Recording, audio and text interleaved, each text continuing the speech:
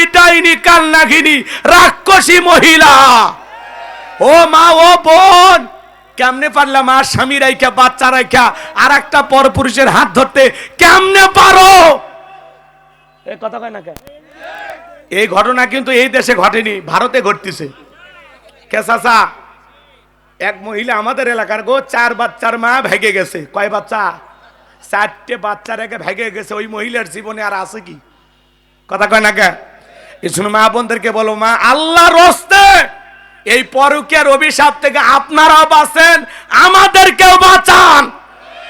একটা নারী যদি চায় যে আমি পরকীয়া করব না, পৃথিবীর 1000 পুরুষ টোকা দিয়া কাজ হবে না। কথা কন? কিন্তু এরা মনের দরজা খুলে রাখে, টোকা দেওয়া হয় না। স্বামী আছে তারপরেও পীড়িতের পিনিক। এ কথা কন না কে? আপনাদের এলাকায় শুরু হয়নি না? যে নারী স্বামী রেখে আর একটা পর পুরুষের প্রেমে আসক্ত হতে পারে, স্বামীকে বাদ দিয়ে আর একটা ছেলেকে ভালো লাগে, হ্যাঁ, স্বামীর কথা তিতে তিতে লাগে, মা তিতে খাও রোগ সারবে। অন্য পুরুষের কথা মিষ্টি মিষ্টি লাগে, বেশি মিষ্টি খায়ও না, ডায়াবেটিস বাড়বে। কথা কন ঠিক কিনা? একটা নারী স্বামী থাকা অবস্থায়, সন্তান থাকা অবস্থায় আর একটা পর পুরুষের দিকে তাকাইতে পারে না। কথা বলে ঠিক কিনা? তার অন্তরে যদি আল্লাহর ভয় থাকে, ওই নারী কখনো আর একটা পুরুষের দিকে তাকাইতে পারে না। কথা বলে ঠিক কিনা? আল্লাহ আমার মা বোনকে হেদায়েত দান করেন। জোরে বলুন আমিন। আর একটু জোরে বলুন আমিন। ও মা, ফিরে আসেন। শুধু আপনাদেরকে বলতে চাই, এক হাতে তালি বাজে না, হাত কিন্তু দুইটাই লাগে। কথা বলেন না কেন? পুরুষেরও সমান দোষ আছে না নয়? হে পুরুষ জাতি, তোমাকে বলতে চাই, তোমার স্ত্রীর সাথে যদি কেউ পরকীয়া প্রেম করে, মাইনা নিবা? হে যুবক, কথা বলে না কেন? আপনার স্ত্রীর সাথে পরকীয়া প্রেম কখনো মেনে নেবেন? মেনে নেবেন না। তাহলে আপনি আর একটা নারীর সাথে পরকীয়া প্রেম করেন, ওইটা তো কারো না কারো স্ত্রী। কথা কয় না কে? ওটাও না কারো মা। আচ্ছা, একটা নারীর স্বামী আছে, সেই নারীর দিকে আপনার কেমনে নজর যায়? আপনার চরিত্র তো হিরো আলমের চাইতেও খারাপ। কথা কন না কে? স্বামী আছে না, ওই নারীর দিকে কেমনে নজর যায়? তোর রুচিতে সমস্যা, তোর মাথায় কুত্তে পেশাব করে দিছে। কথা কন ঠিক কিনা? শেষ। ওয়া আখিরি দাওয়ানা আনিল হামদুলিল্লাহি রাব্বিল আলামিন। ওয়ান আবি হুরায়রা রাদিয়াল্লাহু তাআলা আনহু ক্বালা রাসূলুল্লাহ সাল্লাল্লাহু আলাইহি সাল্লাম, আদ-দুনিয়া সিজনুল মুমিন ওয়া জান্নাতুল কাফির, রাহুল মুসলিম। ওয়া ক্বালা তাআলা ফি শানি হাবিবি, ইন্নাল্লাহা ওয়া মালাইকাতাহু ইউসাল্লুনা আলান নবী ইয়া আইয়ুহাল্লাযীনা আমানু সাল্লু আলাইহি ওয়া সাল্লিমু তাসলিমা। সকলে দরুদ ইব্রাহিম পড়ুন।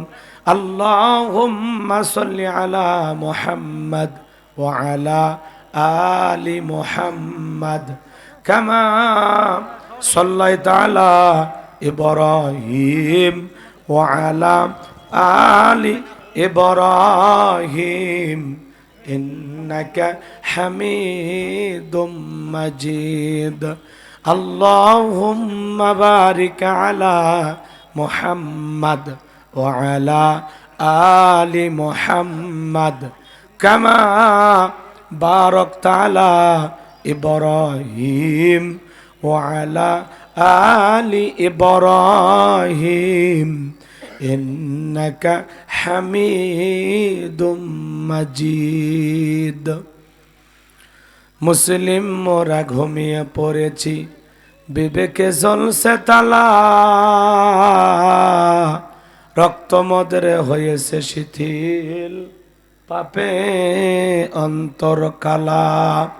আসছে পথে আধার নেমে, তাই বলে কি রইবি থেমে, বারে বারে জ্বালবে বাতি, হয়তো বাতি জ্বলবে না, তাই বলে তো ভীরুর মতো বসে থাকলে চলবে না। মুসলিম আমি, সংগ্রামী আমি চির রণবীর, আল্লাহকে সারা কাউকে মানি না, নারায়ে তাকবীর। মুসলিম জাগে কারবালাতে কঠিন শপথ পড়ে,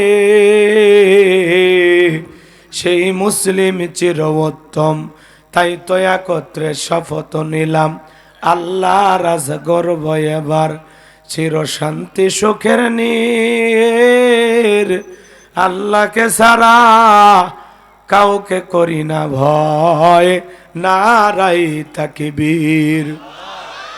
কই রে খালেদ কই রে ওমর, এসেছে নতুন বদর, কোথারে দেখবে জয়ী তরুণ মুজাহিদ।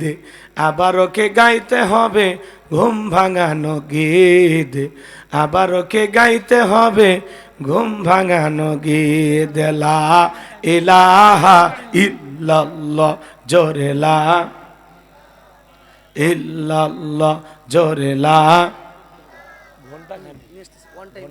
না না বলতেছে ঘন্টা খানি একটু পর পর গরম পানি একটা ফ্লাক্সে নিয়ে 1 ঘন্টা, এরপরে আর দেওয়া লাগবে না।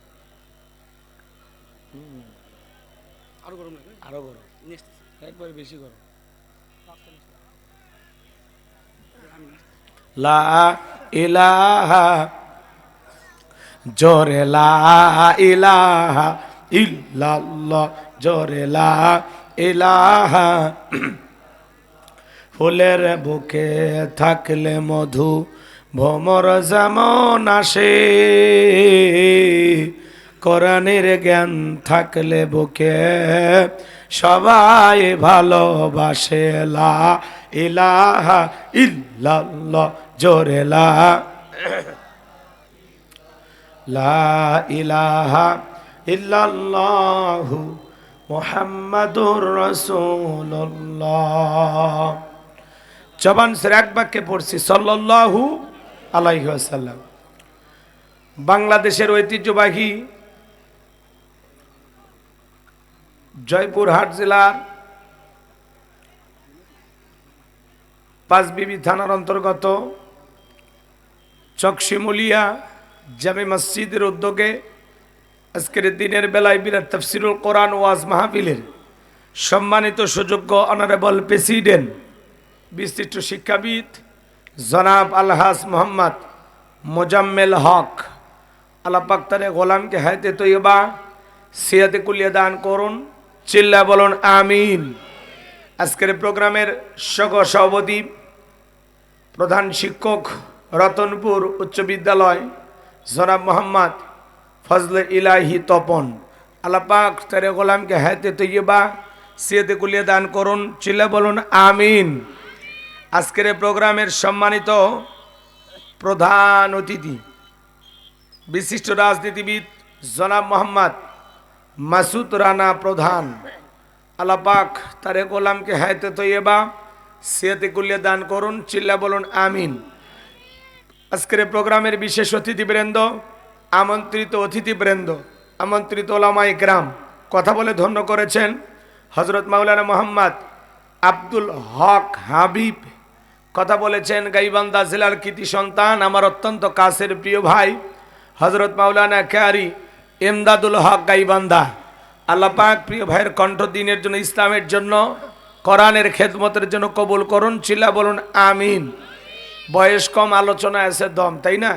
চমৎকার কথা বলেন, কণ্ঠটাও ভালো লাগে। আল্লাহর কাছে দোয়া করছি আল্লাহ পাক যেন প্রিয় ভাইয়ের কণ্ঠ সারা বিশ্বের জন্য কবুল করেন, চিল্লা বলুন আমিন। মঞ্চ উপস্থিত সম্মানিত ওলামা ইকরাম, সামনে বসা পিতৃ সমতুল্য মুরব্বী বাবাজিরা, কলিজার টুকরা প্রাণপ্রিয় যুবক ভাইয়েরা, ছোট্ট ছোট্ট সোনামানিকেরা, পর্দার আড়ালের সম্মানিত বলা সরলা আবেদা সালেহা মা ও বোনেরা, প্রশাসনের সম্মানিত পুলিশের ভাইয়েরা, ডিবির ভাইয়েরা, জাতির বিবেক প্রিয় সাংবাদিক বন্ধুগণ, বিভিন্ন রাজনৈতিক দলের সম্মানিত নেতা কর্মী ভাইয়েরা, সবাইকে নিয়ে মহান মনিবের দরবারে সিজদাবনত চিত্তে কালিমাতু শুকুর আদায় করে পড়ছি আলহামদুলিল্লাহ। হয় নাই কৃপণতা অলসতা দূর করে মুসলমান হিসাবে সিংহের মতো বাঘের মতো গর্জন করে আল্লাহর দেয়া জবান দ্বারা দুইটা ঠোঁট নাড়ায়া চিৎকারে মেরে বলুন আলহামদুলিল্লাহ। পড়ুন রব্বানা লাকাল হামদ হামদান কাসীরান তাইয়্যিবান মোবারকাং ফি।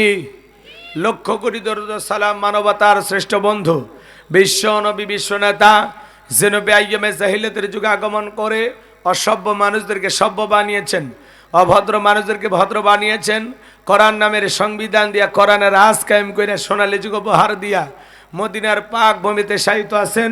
সে রাসূলের প্রতি কলিজা ভরা মহাব্বত নিয়ে পড়ছি দরুদ সালাম।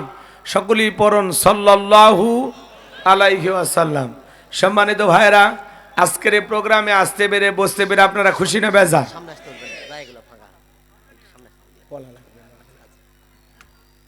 আজকের মাহফিলে আসতে পেরে বসতে পেরে আপনারা খুশি না বেজার? কারা কারা বেজার দুই হাত তুলে দেখান তো দেখি।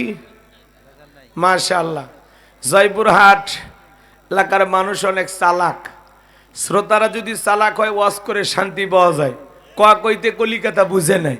জ্ঞানী লোকের জন্য ইশারায় যথেষ্ট। কথা বলে ঠিক কিনা?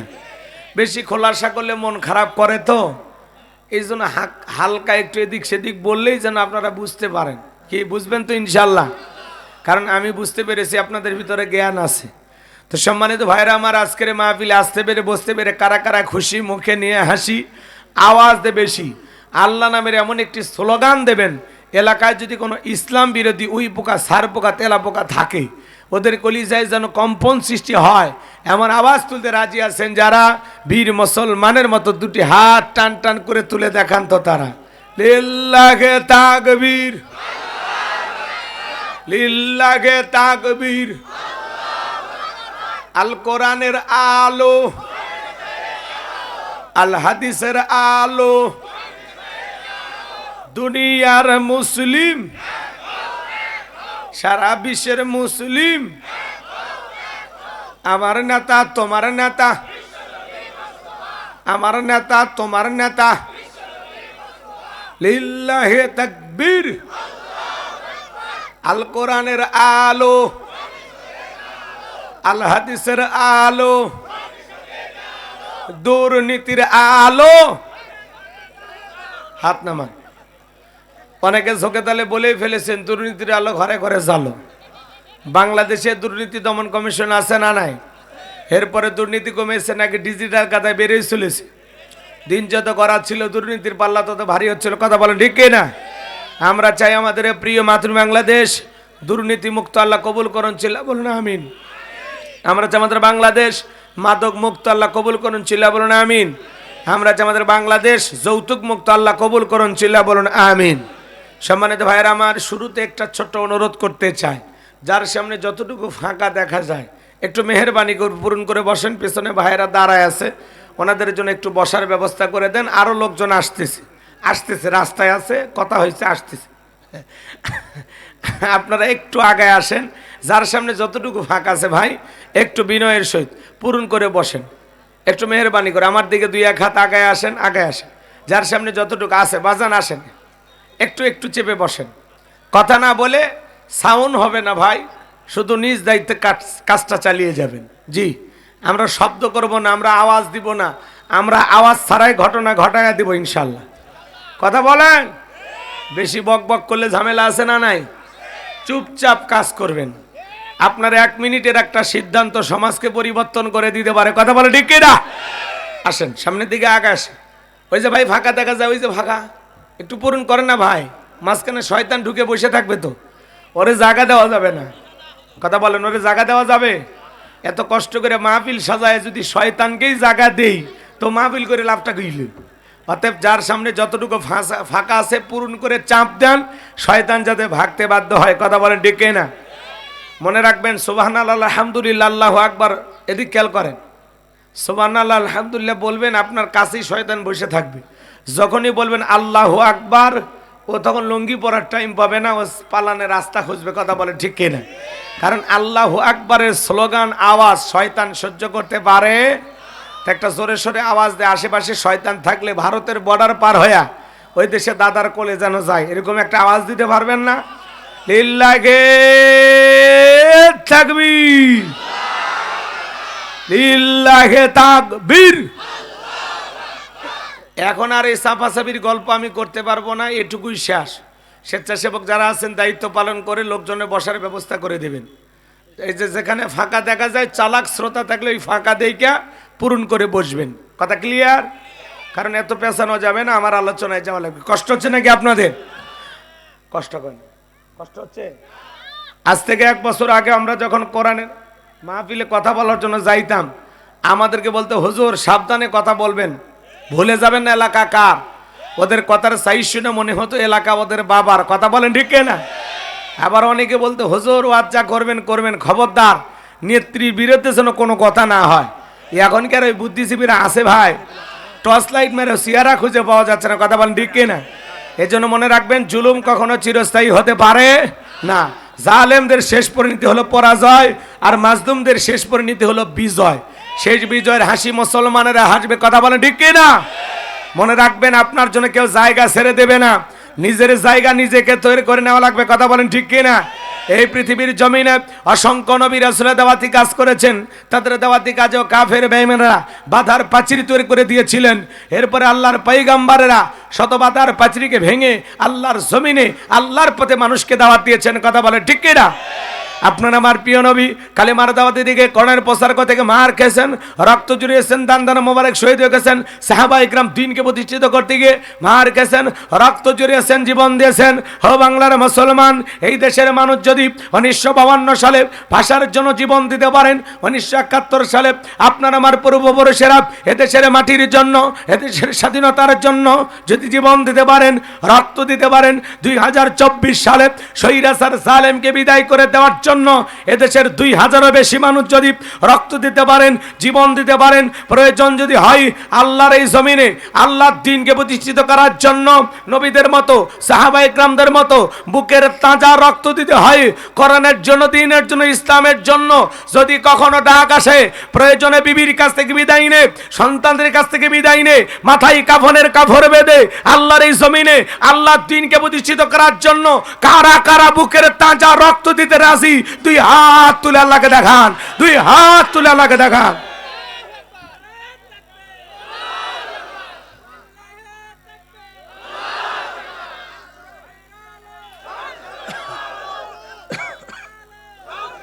লিল্লাহি তাকবীর। হাত সোজা করেন, টান টান করে হাত তোলেন। আমি কি হাত নামাইতে বলেছি?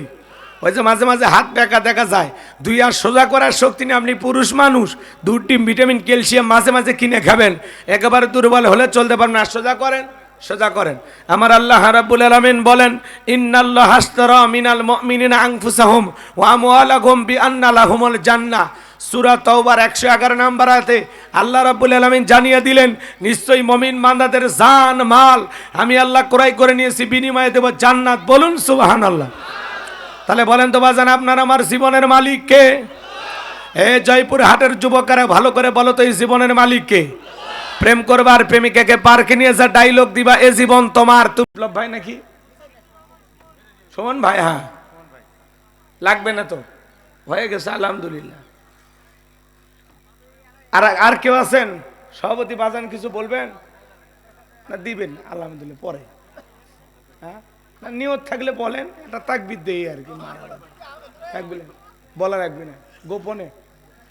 ঠিক আছে, সভাপতির নাম ওপেনে, দান করবি গোপনে, কোনো সমস্যা নাই। ওনার দান আল্লাহ কবুল করুক। জোরে কোন আমিন। ছেলে পেলে যারা আছো বাবা নিয়ে যাও। এই মহিলা প্যান্ডেলের টাকা পাইছো?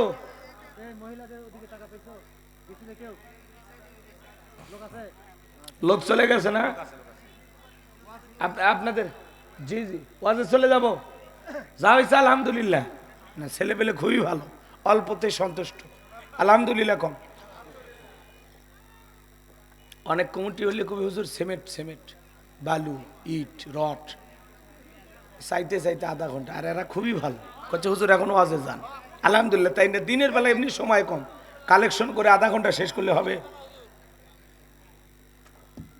ওই জন্য তো ছোট্ট একটা সূরা ধরছি, যাতে আপনারাও কষ্ট না পান, আমারও কষ্ট যেন না হয়।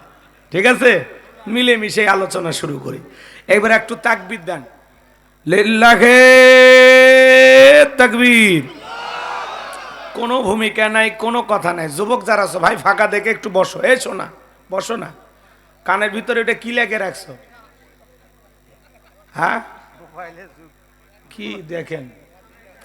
বসো যুবকেরা বসো বাবা। এই যে হাত দিয়ে ইশারা দিয়ে, আমার ইশারা তো বুঝবা না, বান্ধবীর ইশারা ঠিকই বোঝো, হুজুরের ইশারা তো কাজে লাগে না, তাই না? বসো বাবা, সবাই বসো। আমি কথা বলবো পবিত্র কোরআনুল কারীমের 108 নম্বর সূরা, সূরাটির নাম কাউসার। জোরে বলেন কি নাম? মোট আয়াত আছে 3টি, রুকু আছে 1টি। বিশ্বনবীর মক্কার জিন্দেগিতে আল্লাহ রাব্বুল আলামিন এই সূরাটি নাজিল করেছেন।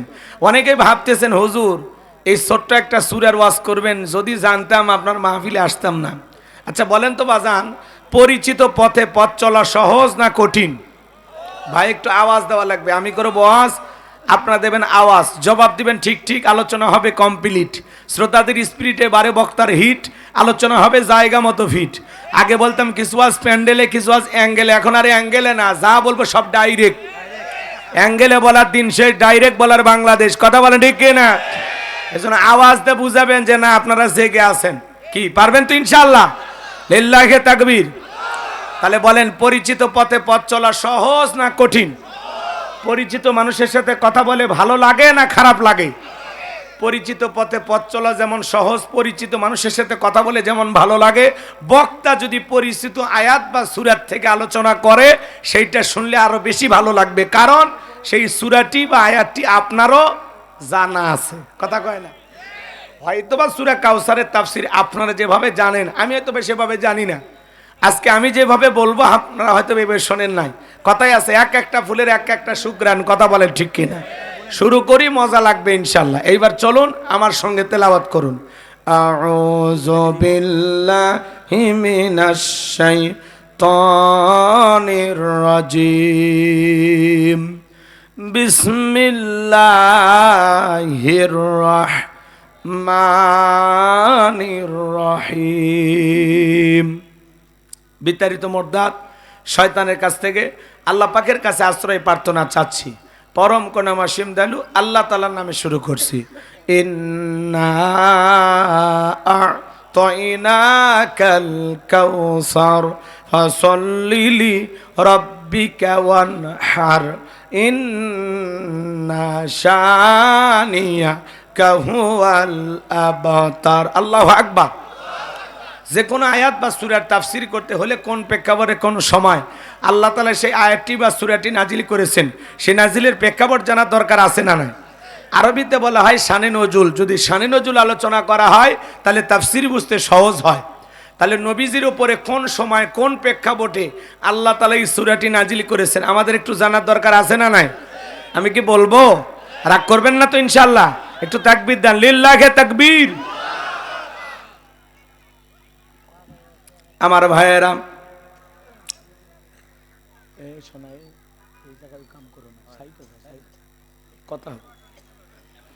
আমার ভাইয়েরা, নবীজির প্রিয় সাহাবী হযরতে আনাস রাদিয়াল্লাহু তাআলা আনহু বলেন, নবীজি কাবার হাতিমে হেলান দিয়া বসা। আমি তাকায় দেখি নবীজির মনটা ভীষণ খারাপ, মুখটা মলিন, চোখের কোনা দিয়া অশ্রু ঝরতেছে। হযরতে আনাস ডেকে বলেন, কিছুটা সময় অতিবাহিত হয়ে যাওয়ার পরে আমি তাকায় দেখি আমার নবীজি মুস্কি মুস্কি হাসতেছেন। বলুন সুবহানাল্লাহ। হযরতে আনাস ডেকে বলেন, নবী এই মাত্র দেখলাম মনটা খারাপ, মুখটা মলিন, চোখের কোনা দিয়ে অশ্রু ঝরতেছে, আবার কেনই বা আপনি মুস্কি মুস্কি হাসেন? আমার নবী কেন কাঁদেন, কেন হাসেন? এর পেছনেও রহস্য আছে না নাই? নবীজির কান্না করার কারণ হলো নবীজির কলিজার টুকরা ছেলে সন্তানগুলো জন্ম নেয় আর একে একে ছেলে সন্তানগুলো মারা যায়। আবুল কাসেম মারা যায়, আবু তাকের মারা যায়, ইব্রাহিম মারা যায়। বাবা হিসাবে নবীর মনেও কষ্ট লাগে কিনা? ছেলেগুলো জন্ম নেয় আর মারা যায়, বলেন তাহলে নবীর মনে ব্যথা লাগে কিনা? এদিকে আবার নবীজির কাছের চাচা নাম হলো আবু লাহাব ডেকে বলে, ভাতিজা তোমার বংশে বাতি জ্বালানো কেউ থাকলো না, তুমি একটা লেজ কাটা, তুমি একটা নির্বংশ, তুমি একটা হাত খুঁড়ে। জোরে কন্যা উজুবিল্লাহ। যদিও রাসূলের 4টি কন্যা সন্তান জীবিত ছিল, কিন্তু ছেলেগুলো জন্ম নেয় আর একে একে মারা যায়। আমার ভাইয়েরা, এই পৃথিবীর জমিনে অনেক নবী রাসূলকে আল্লাহ তাআলা পাঠিয়েছেন, তাদেরকে আল্লাহ তাআলা সন্তান দিয়েছেন, তাদের ছেলেগুলো প্রাপ্ত বয়স পর্যন্ত, যৌবন পর্যন্ত পৃথিবীর জমিনে জীবিত ছিল। কিন্তু নবীজির একটা ছেলেও কেন যৌবন পর্যন্ত জীবিত থাকলো না। আল্লাহ তাআলা কেন তাদেরকে শিশুকালে উঠায় নিলেন? এর পেছনে কারণ আছে না নাই? নবীজির ছেলে সন্তানগুলো আল্লাহ কেন শিশুকালে নিয়ে নিলেন? একটাও কেন জীবিত রাখলেন না? এর পেছনেও রহস্য আছে না নাই? নবীজির ছেলে সন্তানগুলো শিশুকালে আল্লাহ তাআলা উঠায় নেওয়ার পেছনে কারণ আছে তিনটি। জোরে বলেন কয়টি? নবীর উম্মত হিসেবে জানতে মনে চায় না কি সে তিনটি কারণ? কারা কারা শুনতে আগ্রহী হাত তুলে দেখান তো দেখি। লিল্লাহে তাকবীর। হাত নামান আমার ভাইয়েরা। এই তিনটি কারণ যদি আমি এখনই আলোচনা করি তাহলে আলোচনা শুরু করা লাগবে 3 নাম্বার আয়াত থেকে। আমি কি 1 নাম্বার আয়াত বাদ দিয়ে 3 নাম্বারে যাব, নাকি আস্তে আস্তে শুরু করা যায়? ধৈর্য আছে তো ভাই ইনশাআল্লাহ? একটু অপেক্ষা করেন বাজান গো আমার। নবীজির ছেলে সন্তানগুলো আল্লাহ তাআলা কেন শিশুকালে উঠায় নিলেন? এর পিছনে কি কারণ, কি রহস্য? যেই তিনটি কারণ কি বাজান, একটু অপেক্ষা করেন, আমি শেষের দিকে বলার চেষ্টা করব। আমি যে কথা বলতে চাই, একে তো সন্তান হারানোর ব্যথা, আবার আপন মানুষের সমালোচনা। আপনারাই বলুন, আল্লাহ না করুক আপনার আমার সন্তান যদি মারা যায়, কাছের আত্মীয় স্বজনদের উচিত বিপদের দিনে সান্ত্বনা দেওয়া। বাবা তুমি সবর করো, ধৈর্য ধারণ করো, জীবন মৃত্যুর মালিক আল্লাহ। আল্লাহ সন্তান দিয়েছে, আল্লাহ নিয়েছে, মন খারাপ করো না। আল্লাহ যদি চায় বছর না ঘুরতে আবারও তোমাদের ঘর আলোকিত করে সন্তান দিতে পারেন তিনি কে?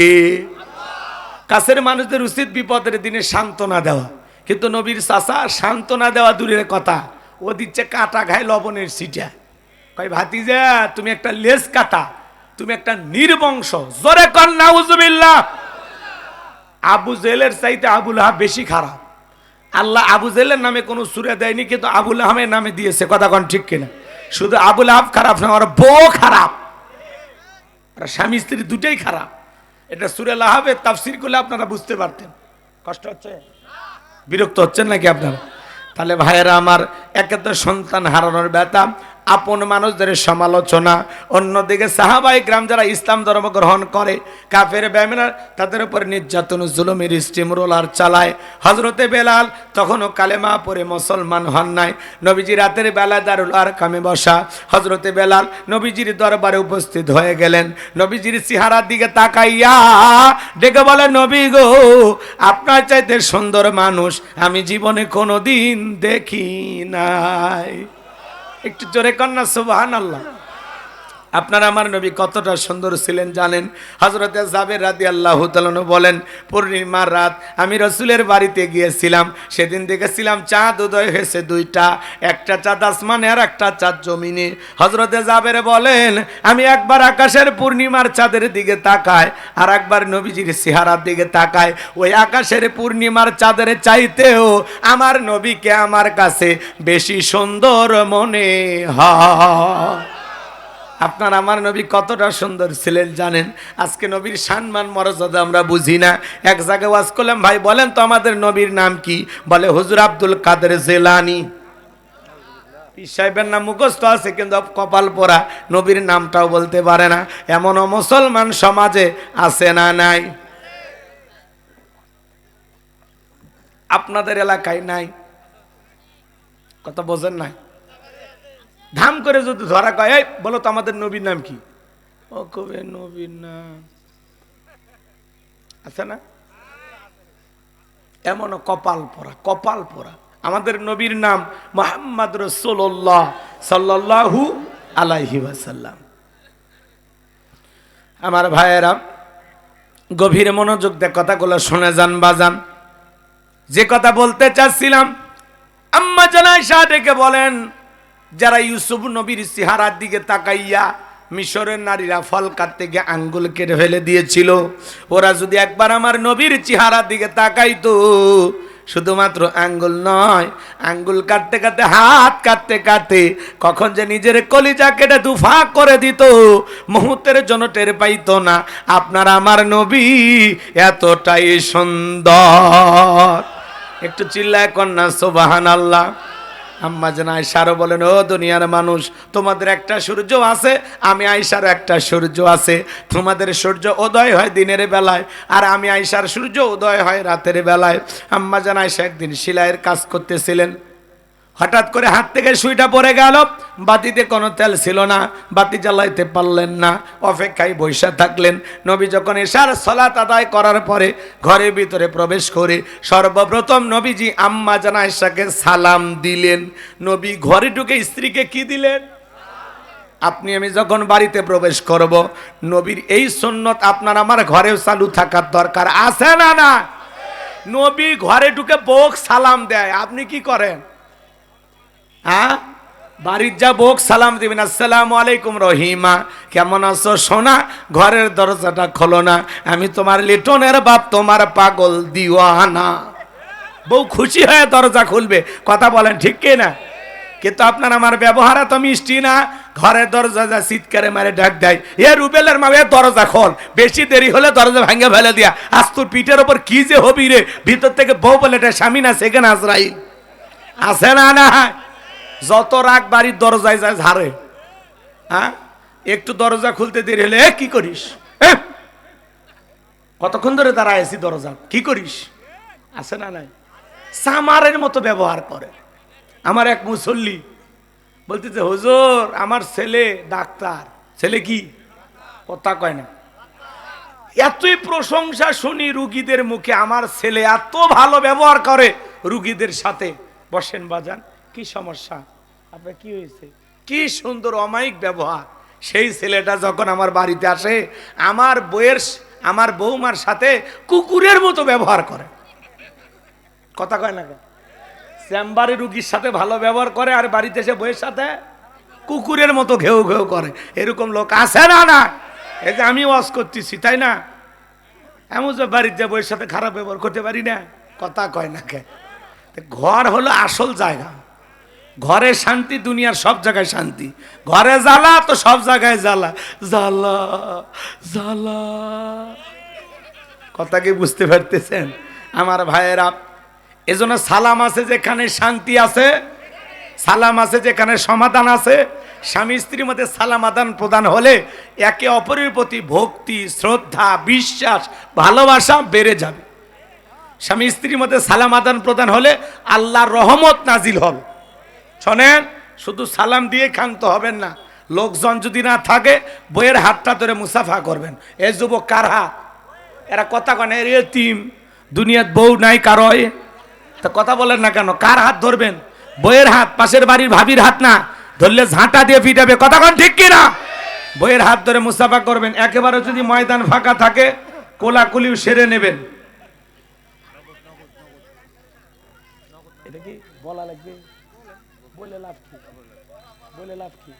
আইবের হিসাব শুনে লাভ আছে? মাত্র 16,000 টাকা দিয়েছেন, তারপরে শুনে কি করবেন? এতগুলো মানুষ মিলে এটা কালেকশন হলো। আচ্ছা যাই হোক, যা দিচ্ছেন আলহামদুলিল্লাহ। অনেক ভাইরা পরে আসতেছেন, পারলে দিন। 1000-20 টাকা দিতে হইলে কিছু হবি না। প্যান্ডেল, লাইটিং মাইটিং, এলাকার লোক অবশ্য দেশে আগে ভাগে নাকি আল্লাহ জানে, এলে ভিতরে রহস্য তো জানি না। তবে কালেকশন এটা একেবারে খুবই কম হয়ে গেছে। আমি ওইদিকে না যাই। এখন ওরা এটা দিল এমনিতে শুনানোর জন্য না, নাকি আবার কালেকশন করবো? আল্লাহ ইচ্ছে না তো। ও ধান্দায় আছো, এগুলো বলা যাবে না বাবা। কষ্ট হচ্ছে আপনাদের। যদি পারেন আপনারা নিজ দায়িত্বে কিছু আমাদের হাতে পৌঁছায় দেবেন, আমরা আল্লাহর ঘর মসজিদের জন্য কাজে লাগাবো ইনশাআল্লাহ। কোন কথা বলতেছিলাম ভুলে গেছেন? স্ত্রীর হাত ধরে মুসাফা করবেন। জোরে বলেন, কার হাত? স্ত্রীর হাত ধরে মুসাফা করবেন। এ যুবক, বইয়ের হাত, পাশের বাড়ি ভাবির হাত না, ধরলে ঝাঁটা দিয়ে পিটাবি। বইয়ের হাত ধরে মুসাফা করবেন। একেবারে যদি ময়দান ফাঁকা থাকে, কোলাকুলিও সেরে নেবেন। একসাথে যদি 3টা আমল করতে পারেন বাজান, আপনারা দাম্পত্য জীবনে সুখী থাকতে পারবেন। আরো যদি বেশি সুখ পেতে চান, স্লোগান শোনেন না, আপনি কি দাম্পত্য জীবনে অসুখী? সুখ যদি পেতে চান বাজান, নবীজির 4টি সুন্নত প্রত্যেকটা স্বামী স্ত্রী তাদের দাম্পত্য জীবনে আমল করা লাগবে। জোরে বলেন, কয়টি সুন্নত? আজকে সকালে বিয়ে করে সন্ধ্যায় তালাক, সন্ধ্যায় বিয়ে করে সকালে তালাক। দাম্পত্য জীবনে সুখ নাই, শান্তি নাই। এজন্য রাসূলের 4টি সুন্নত যদি আজকে ঘরে নিয়ে যাইতে পারেন, আপনার ঘরের ভিতরে শান্তি দেবেন তিনি কে? সেই 4টি সুন্নত কি কি একটু শুনবেন? হাত তোলেন তো দেখি কারা শুনবেন। লিল্লাহে তাকবীর। হাত নামান আমার ভাইয়েরা, দরদের ভাইয়েরা আমার, গভীর মনোযোগ দিয়ে কথাগুলো শুনে যান বাজান। আমি গুনাহগার যে কথা বলতে চাচ্ছিলাম, হৃদয়ের কান পেতে কথাগুলো শুনে যান। আম্মা জান আয়েশা ডেকে বলেন, নবীজি সালাম দিয়ে প্রবেশ করলেন, নবীজির চেহারার আলোতে সুইটা কই পড়ে আছে আমি পরিষ্কার দেখতে পেয়েছি। বলুন সুবহানাল্লাহ। পাইলে নিরালাই গো নবী, পাইলে নিরালাই, পাইলে নিরালাই গো নবী, পাইলে নিরালাই। দুই কদমে চুমু খাবো, দুই কদমে চুমু খাবো, চরণ ধুলি মাগবো গায়। পাইলে নিরালাই গো নবী, পাইলে নিরালাই। জোরে কোন মারহাবা। আমার ভাইয়েরা, কেমন নবী পাইছি, নবীর সম্মান মর্যাদা কত জানেন? যে নবী হ্যাঁ বললে তাম পৃথিবীবাসীর জন্য আল্লাহ পাক হালালে পরিণত করে দেয়, যে নবী না বললে তাম পৃথিবীবাসীর জন্য আল্লাহ পাক হারামে পরিণত করে দেয়। যে নবী আসমানের চাঁদের দিকে ইশারা করলে চাঁদ দুই টুকরো হয়ে যায়, জমিনে পা তুললে মাওলা পাকের আরশে আজিম আল্লাহর রাজধানীতে পৌঁছে যায়। একটু মুখ খুলে বলেন না সুবহানাল্লাহ। কেমন নবী পাইছি বাজান। জমিনে পথ চললে আসমানের মেঘ আসা ছায়া প্রদান করত, যেই নবীর চেহারার ওপরে মশা মাছি পড়া হারাম। নবী যখন ঘেমে যেতেন আম্মা জানেরা নবীজির দেগের ঘামগুলো সুগন্ধি হিসাবে ব্যবহার করত। বলুন সুবহানাল্লাহ। কেমন নবী পাইছি বাজান, যেই ছাগলের স্তনে দুধ নাই নবীজি হাত লাগায় দিলে দুধে পরিপূর্ণ হয়ে যায়। যেই খাবার 2-3 জন মানুষ খাবে, ওই খাবারে যদি নবীজির হাতটা লেগে যায়, শত শত মানুষ খাবার খেয়েও যেমন খাবার তেমনি থাকতো। বলুন সুবহানাল্লাহ। নবী যখন অজু করতেন নবীজির অজুর পানি দিয়া সুগন্ধি বের হয়ে যাইতো। সুবহানাল্লাহ। নবী যে রাস্তাতে হেঁটে যান ওই রাস্তা দিয়ে সুগন্ধি পাওয়া যায়। নবীজি থুতু নিক্ষেপ করলে সেখান থেকে সুগন্ধি বের হয়ে যায়। চিৎকার মেরে বলুন আল্লাহু আকবার। যেই নবীর চেহারার দিকে তাকাইলে পেটের ক্ষুধা নিবারণ হয়ে যাইতো। বলুন সুবহানাল্লাহ। সেই নবীর কাছে হযরত বেলাল, কথা মনে আছে না নাই? প্রধান অতিথি আসছে। লিল্লাহি তাকবীর। প্রধান অতিথির আগমন। জনাব মোহাম্মদ মাসুদ রানা প্রধান, আল্লাহ তার গোলামকে কবুল করেন। জোরে বলেন আমিন। লিল্লাহি তাকবীর। বসেন ভাই বসেন। আমার ভাইয়েরা, গভীর মনোযোগ দিয়ে কথাগুলো শুনে যান বাজান। আমি যে কথা বলতে চাচ্ছিলাম, হযরতে বেলাল ডেকে বলেন, নবী আপনি কালেমার দাওয়াত দেন, ইসলামের প্রচার প্রসার করেন, দয়া করে আমার কালেমা পড়ে মুসলমান বানায় দেন। নবীজি হযরত বেলালকে পড়া দিলেন, লা ইলাহা ইল্লাল্লাহু মুহাম্মাদুর রাসূলুল্লাহ সাল্লাল্লাহু আলাইহি ওয়াসাল্লাম। হযরতে বেলাল কালেমা পড়ে মুসলমান হয়ে গেল। নবী আমার ডেকে বলে, বেলাল ইসলামের অবস্থা কোন ভালো না, কালেমা পড়েছ আপাতত প্রকাশ করা যাবে না। আপনারা বলেন তো বাজান, ইসলামের অবস্থা কি সব সময় ভালো থাকে? আজও তাম পৃথিবীর দিকে তাকায় দেখেন, যেখানে মুসলমান সেখানে নির্যাতন জুলুম আছে না নাই? আজও ফিলিস্তিনের জমিনে মুসলমানের রক্ত নিয়ে খেলা করে নেতানিয়াহু। আজও চীনের ঘুরে মুসলমানদেরকে হত্যা করা হয়, করাত দিয়ে চিরে 2 টুকরো করা হয়। আজও ভারতে গরুর গোশত খাওয়ার অপরাধে মুসলমানকে পিটানো হয়, পাগল সন্দেহে মুসলমানকে পিটানো হয়। কথা বলেন, রাগ করতেছে? প্রতিবেশী রাষ্ট্র আমাদের ভারত, আমাদের বন্ধু, ইলিশ খাওয়ায়, আম খাওয়ায়। আর আমার দেশের এক ক্রিকেটার নাম মোস্তাফিজুর রহমান, ওই দেশে একটু IPL খেলতে যাবে, ওরা এটা মানতে পারতেছে না। কথা কন, কথা কন। এই দেশের একটা ছেলে ক্রিকেট খেলতে যাবে IPL, সে IPL খেলার জন্য ওরা অনুমতি দিচ্ছে না, যে যদি মোস্তাফিজ আসে তাহলে নাকি ওরা স্টেডিয়ামের ভিতরে বোমা নিক্ষেপ করবে, হুমকি ধুমকি দিচ্ছে। আমাদের দেশের এক খেলোয়াড়কে ওরা নিয়ে রাজনীতি করতেছে। কথা বলেন না কেন? কি বন্ধুত্ব খালি আমরা দিয়েই যাব আর আপনারা খালি ফেলানির মতো মারিয়া লাট ঝুলে রাখবেন, এর নাম বন্ধুত্ব হতে পারে না। কথা বলেন ঠিক না? রাগ করতেছেন? আমার ভাইয়েরা গভীর মনোযোগ দিয়ে শুনবেন। আজ তাম পৃথিবীতে সাদা চামড়ার দলেরা ঐক্যবদ্ধ হয়েছে, পৃথিবীর জমিন থেকে ইসলাম আর মুসলমানকে মুছে ফেলে দিবে। কিন্তু ওরা তো জানে না ইসলামের সুইচ আছে কার হাতে। আমার আল্লাহ বলেন ইউরিদুনা লিতুফিউ নূরাল্লাহি বিআফওয়াহিহিম ওয়াল্লাহু মুতিম্মু নূরিহি ওয়ালাউ কারিহাল কাফিরুন।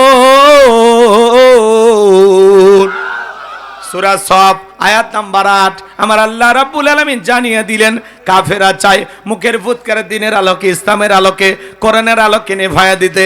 আমার আল্লাহ ডেকে বলেন ওয়াল্লাহু মুতিম্মু নূরিহি, এই জমিনে দিনের আলোকে, ইসলামের আলোকে, কোরআনের আলোকে আমি আল্লাহ রাব্বুল আলামিন প্রতিষ্ঠিত করে ছাড়বো।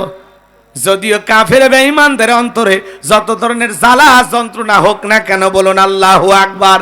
ইসলাম ছিল, ইসলাম আছে, ইসলাম থাকবে। ইসলামকে থামিয়ে দিতে আসবে যারা, তাদেরকে থামিয়ে দেবেন তিনি কে? এদেশেও যারা শাপলা চত্বরে আলেমদেরকে হত্যা করেছিল, এদেশের নিরীহ মানুষদেরকে মিথ্যা মামলা হামলা দিয়ে জেলখানায় বন্দি করেছিল, এদেশের সোনার মানুষদেরকে যারা ফাঁসির দড়িতে ঝুলিয়েছিল, হাজার হাজার মানুষকে যারা মামলা হামলা দিয়ে জেলখানায় বন্দি করেছিল, এই জুলাই আন্দোলনে শিশু থেকে বৃদ্ধ পর্যন্ত হাজার হাজার মানুষের বুকে জ্বালা গুলি বর্ষণ করেছিল, যাদের হাতে মুসলমানের রক্ত লেগেছিল, ওরা ক্ষমতার চেয়ার রেখে পালিয়ে গেছে। কথা কন ঠিক কিনা? এজন্য মনে রাখবেন, যারাই মুসলমানের রক্ত নিয়ে খেলা করবে ওদের জীবনের পরিণতি ভালো হবে না। কথা বলে ঠিক কিনা? আছে আছে, ক্ষমতা শেষ, পালিয়ে গেছে কেউ না। প্রধানমন্ত্রী থেকে শুরু করে ইউনিয়নের নেতা পর্যন্ত পালিয়ে গেছে, এমনকি মসজিদের হুজুরও পালিয়ে গেছে। পৃথিবীর ইতিহাসে এমন পতন আর ঘটেনি। কথা বলেন ঠিক কিনা? আবার উনি মাঝে মাঝে মিস কল দিয়ে বলে আমি দেশের কাছে আছি, চট করে ঢুকবো। তো ঢুকবেন তো বের হলেন কে? কথা কয় না? ওনার ছেলের একটা বক্তব্য শুনে আপনি আশ্চর্য হয়ে যাবেন। এই দেশের তিনবারের সাবেক প্রধানমন্ত্রী দেশনেত্রী বেগম খালেদা জিয়া, আল্লাহর এই বান্দি, গত 30 তারিখে আপনারা দেখেছেন জানাজা হয়ে গেছে। আল্লাহর এই বান্দির জানাজার কফিন কাঁধে নিয়েছেন এদেশের বড় বড় আলেম ওলামা। আল্লাহু আকবার কন। ওনার জানাজা বাংলাদেশের ইতিহাসে সবচাইতে বড় জানাজা হয়েছে। আল্লাহু আকবার বলেন। এই যে এত মানুষের দোয়া ভালোবাসা, উনি ওনার জীবন দশায় আল্লাহ যতদিন হায়াত দিয়েছে কোনোদিন ইসলামের বিরুদ্ধে, আলেমদের বিরুদ্ধে একটি মন্তব্য করেননি। সব সময় ইসলামের পক্ষে, আলেমদের পক্ষে ছিলেন। আল্লাহু আকবার কর। এই জন্য বিদায় বেলায় এত আলেমদের দোয়া। ডক্টর মিজানুর রহমান আজহারি কফিন কাঁধে নিয়েছে, আল্লামা মামুনুল হক কফিন কাঁধে নিয়েছে। আর বাংলাদেশের সবচাইতে প্রসিদ্ধ একজন আলেম, পুরো পৃথিবীতে যদি 10 জন 20 জন আলেমের তালিকা করেন তার মধ্যে একজন হযরত মাওলানা আব্দুল মালিক দামাত বারাকাতুম আলিয়া, তিনার মতো একজন আলেম তার জানাজার নামাজের ইমামতি করেছেন। আল্লাহু আকবার বলেন। এত মানুষের দোয়া ভালোবাসা পাইছেন। এইটা দেখে ওনার ছেলে জয় সাহেব বলতেছে, আমার মাকে যদি বাংলাদেশে নিয়ে যায় ফাঁসি কার্যকর করা হয়, তাহলে বেগম খালেদা জিয়ার চাইতেও বেশি লোক তার জানাজায় হবে। আচ্ছা, এটা কি ভালো মানুষ? ওর মাথা কি ঠিক আছে? কথা কন না খে? ও মানে জানাজায় লোক দেখে একটা বয়ান তো দেওয়া লাগবি। নেতাদের স্বভাবই তো তাই, পাল্টা বিবৃতি দেওয়া লাগে না, পাল্টা বক্তব্য দেওয়া লাগে না। ওই এত জানাজায় লোক দেখে দিশেহারা হয়ে বলতেছে, আমার মাকে যদি বাংলাদেশে নিয়ে যায় ফাঁসি কার্যকর করা হয়, তাহলে আমার মায়ের জানাজায় এর চাইতে আরো বেশি লোক হবে। চিন্তা করছেন যে ওর ধান্দা কোন জায়গা? রাগ করতেছেন আপনারা? আচ্ছা, কোন ছেলে মায়ের জন্য এমন বক্তব্য দিতে পারে? আহা, দেখছেন? তার মানে জানাজায় এত লোক দেখেও চলতেছে। রাগ করতেছেন আপনারা? এই যে দোয়া ভালোবাসা, এটা বন্দুকের নল দেওয়া হয় না, এটা ক্ষমতা দেওয়া হয় না। বেগম খালেদা জিয়া পুরো বাংলাদেশের মানুষটাকে নিজের পরিবারের মতো মনে করত। কথা বলে ঠিক কিনা? এই জন্য এত আলেমদের দোয়া, এত মানুষের কান্না। কথা বলে ঠিক কিনা? আল্লাহ যেন তার এই বান্দির কবরটাকে জান্নাতের বাগান বানায় দেন। আল্লাহ তাআলা যেন তাকে জান্নাতুল ফেরদাউস নসিব করেন। জোরে বলেন আমিন। আর উনি মিস কল দেয়ার কয় আমি আসবো। আমরা বলতেছি যে দিক দিয়ে মন চাই, যেদিন মন চাই আপনি আসেন। কথা বলেন। আসার দরকার আছে না নাই? বুবু আইবা, তুমি আইবা গো, সেই দিন আইসা বুবু ক্ষমতা পাইবা না। খোঁজ নাই বহু কাদের কাকার, অবস্থা খারাপ তোর বেশ বাবার, হাউ নাঙ্কেল এখন সামনে আসে না। নেতা কর্মী সব জেলের ভিতর, বুবু আছে ডরের ওপর, কখন জানি আসে গ্রেপ্তারি পরোয়ানা, বুবু আহিবা তুমি আইবা গো, সেই দিন আইসা বুবু চিয়ার পাইবা না। ক্ষমতার চেয়ার থেকে নামা সহজ, কিন্তু ওই চেয়ারে ওটা কঠিন। কথা বলে ঠিক কিনা আমার ভাইয়েরা? গভীর মনোযোগ দিয়ে কথা শুনবেন। হযরত বেলালের কথা মনে আছে না নাই? নবী ডেকে বলে, বেলাল, ইসলামের অবস্থা এখন ভালো না। মক্কায় 3 বছর রাসূল প্রকাশ্যে কালেমার দাওয়াত দিতে পারেনি। কয় বছর? 3 বছর প্রকাশ্যে কালেমার দাওয়াত দেওয়া যায়নি। তাহলে পরিবেশটা কত থমথমে ছিল এবার চিন্তা করেন। এই জন্য নবী বলতেছে, বেলাল কালেমা পড়েছ, প্রকাশ করা যাবে না। প্রকাশ করলে তোমার উপরে কষ্ট, নির্যাতন, জুলুম চলে আসতে পারে। হযরত বেলাল তখন বলতেছে, নবী আমার জীবনের কোনো দাম নাই। আমার মনিব উমাইয়াকে বলেছিলাম উট দুম্বা ছাগল পেশাব পায়খানা করে দেয়, এই ঘরে থাকতে আমার বড় কষ্ট হয়। উমাইয়া ডেকে বলে, বেলাল উট দুম্বা ছাগলের দাম আমার কাছে আছে, কিন্তু তোর মতো কালো হাফসি বেলার দাম আমার কাছে নাই। নবী আমার জীবনের কোনো দাম নাই, আপনি শুধু আমাকে দোয়া করে দেন মৃত্যু পর্যন্ত যেন আমি কালেমার পথে টিকে থাকতে পারি। এই কথা বলে হযরতে বেলাল চলে গেলেন। পরের দিন সকালবেলা সূর্য উদয় হয়ে গেছে, অনেকটা বেলা হয়ে গেছে। হযরতে বেলাল দরজা খোলে না। অন্য চাকর যারা আছেন নালিশ নিয়ে চলে গেছে উমাইয়ের কাছে, যা বলে, নেতা এখন পর্যন্ত বেলাল দরজা খোলে নাই, তাই নাকি? বলে, হ্যাঁ ঠিক আছে চলো যাই। দরজায় ডাক দেয়, বেলাল দরজা খোল। হযরতে বেলাল দরজা খোলে না। জোরে করে ধাক্কা মারছে, যখন দরজা খুইলে গেছে তখন এইবার বাজান উমাইয়া তাকায়া দেখে যেই রাত্রিতে বেলাল কালেমা পড়ে মুসলমান হয়েছে, ওই রাত্রিতে একটা উট দুম্বা ছাগলের কাছে কোনো পেশাব পায়খানা নাই। জোরে কোন মারহাবা। এইবার উমাইয়া ডেকে বলে, চাকরের দল বেলালের বিরুদ্ধে মিথ্যা অভিযোগ দাও। তোমরা যখন ঘুমাচ্ছিলে বেলাল তখন ময়লা আবর্জনা পরিষ্কার করেছে, তাকায়া দেখো না একটা উট দুম্বা ছাগলের কাছে কোনো পেশাব পায়খানা নাই, যাও নিজেদের কাজ করো। এই কথা বলে ওদেরকে তাড়িয়ে দিয়া এক পা দুপা করে বেলালের কাছে চলে গেলেন। হযরতে বেলাল দেয়ালে পিঠটা লাগায়া জিব্বা নাড়া জিকিরি করতেছে কার? এবার হযরত বেলালকে হালকা করে ধাক্কা মারছেন, যখন জবান দিয়ে কালেমার আওয়াজ বের হয়েছে তখন এইবারও মায়ে ডেকে বলে, বেলাল তোর জবান দিয়ে কি শুনলাম, তুমি কি মুসলমান হয়েছো? হযরতে বেলাল ডেকে বলে, মুসলমান হয় যারা মিথ্যা কথা বলতে পারে না তারা। ওয়াকুলু কওলান সাদীদা, মুসলমান হবে যারা, সত্যবাদী হবে তারা। মুসলমান কখনো মিথ্যাবাদী হতে পারে? আমাদের সমাজে মিথ্যাবাদী আছে না নাই? ভরা পেটে মিথ্যা, খালি পেটে মিথ্যা, ঘুমানোর আগেও মিথ্যা, ঘুম থেকে উঠেও মিথ্যা। মিথ্যা বলতে বলতে এক পাক বেকা হয়ে গেছে, চলটা বেকা হয়ে গেছে। এত মিথ্যা কথা বলে, শয়তান পর্যন্ত বলে আমি এত খারাপ না। অনেকে আবার বলে মিথ্যা না বললে আমার পেটের ভাত হজম হয় না। টাটকা শয়তান। মিথ্যা কথা বলবেন না। মুসলমান জবানটা পবিত্র রাখবেন। মুসলমান জবান দিয়ে কখনো মিথ্যা কথা বলতে পারে না। মিথ্যা বললে জীবনের বরকত নষ্ট হয়ে যায়। একটা মিথ্যা বলতে গিয়া আরো 10টা এদিক, একটা মিথ্যাকে ঢাকতে গিয়ে আরো 10টা মিথ্যা বানায়া বলা লাগে। এই জন্য মুমিন কখনো মিথ্যার আশ্রয় নিতে পারে? মুমিন কখনো মিথ্যাবাদী হতে পারে? আমরা হব সত্যবাদী, যা বলবো সত্য বলবো, বলবো তো ইনশাআল্লাহ। এইবার উমাইয়া ডেকে বলে, বেলাল আমার কথা না শুনলে বড় নেতা আবু জেহেলকে খবর দিব। কালেমা ছাড়তে রাজি নাই, বলেন আল্লাহু আকবার। বেলালের উত্তরসূরি যারা দুনিয়ার স্বার্থ দিয়া বিক্রি হয় না তারা। কথা কর। কিন্তু মুনাফিক মার্কা মুসলমান যারা সকাল বিকাল বিক্রি হয় তারা। কথা কর। মুনাফিকেরা টাকা পাইলে বৈধকে অবৈধ বলে ফতুয়া দেয়, অবৈধকে বৈধ বলে চালিয়ে দেয়।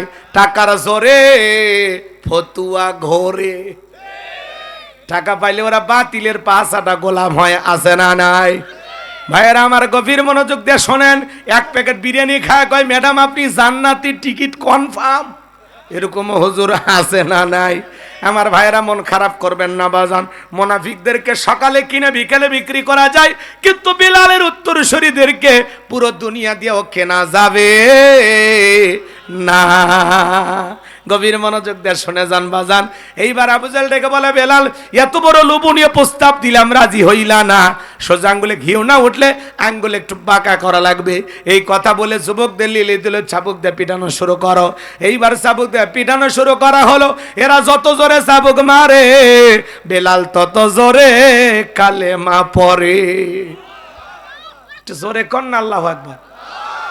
আমার ভাইয়েরা, এইবার চাবুক দিয়ে মারতে মারতে কালো চামড়াগুলো ফেটে রক্ত জোড়া শুরু হয়ে গেল। আবু জেহেল ডেকে বলে, বেলাল, মারতে মারতে কালো চামড়াগুলো ফেটে রক্ত ঝরতেছে রে বেলাল, তবু কি নবী মুহাম্মদ সাল্লাল্লাহু আলাইহি সাল্লামের কালেমা ছাড়বি না? হযরতে বেলাল ডেকে বলে, আবু জেহেল রে, মারতে মারতে যদি মেরেও ফেলে দাও, জীবনটা দিতে রাজি, নবীজির কালেমা ছাড়তে রাজি নাই। বলেন না আল্লাহু আকবার, আরেকটু জোরে কর না আল্লাহু আকবার। আমার ভাইয়েরা, গভীর মনোযোগ দিয়ে কথাগুলো শুনে যান বাজান। এইবার আবু জেহেল ডেকে বলে, এ যুবকের দল, বেলালের পায়ে রশি লাগাও। হযরতে বেলালের পায়ে রশি লাগানো হলো। এই ছেলে, আমি যখন বলবো তখন বসো, বসো, যাও বসো।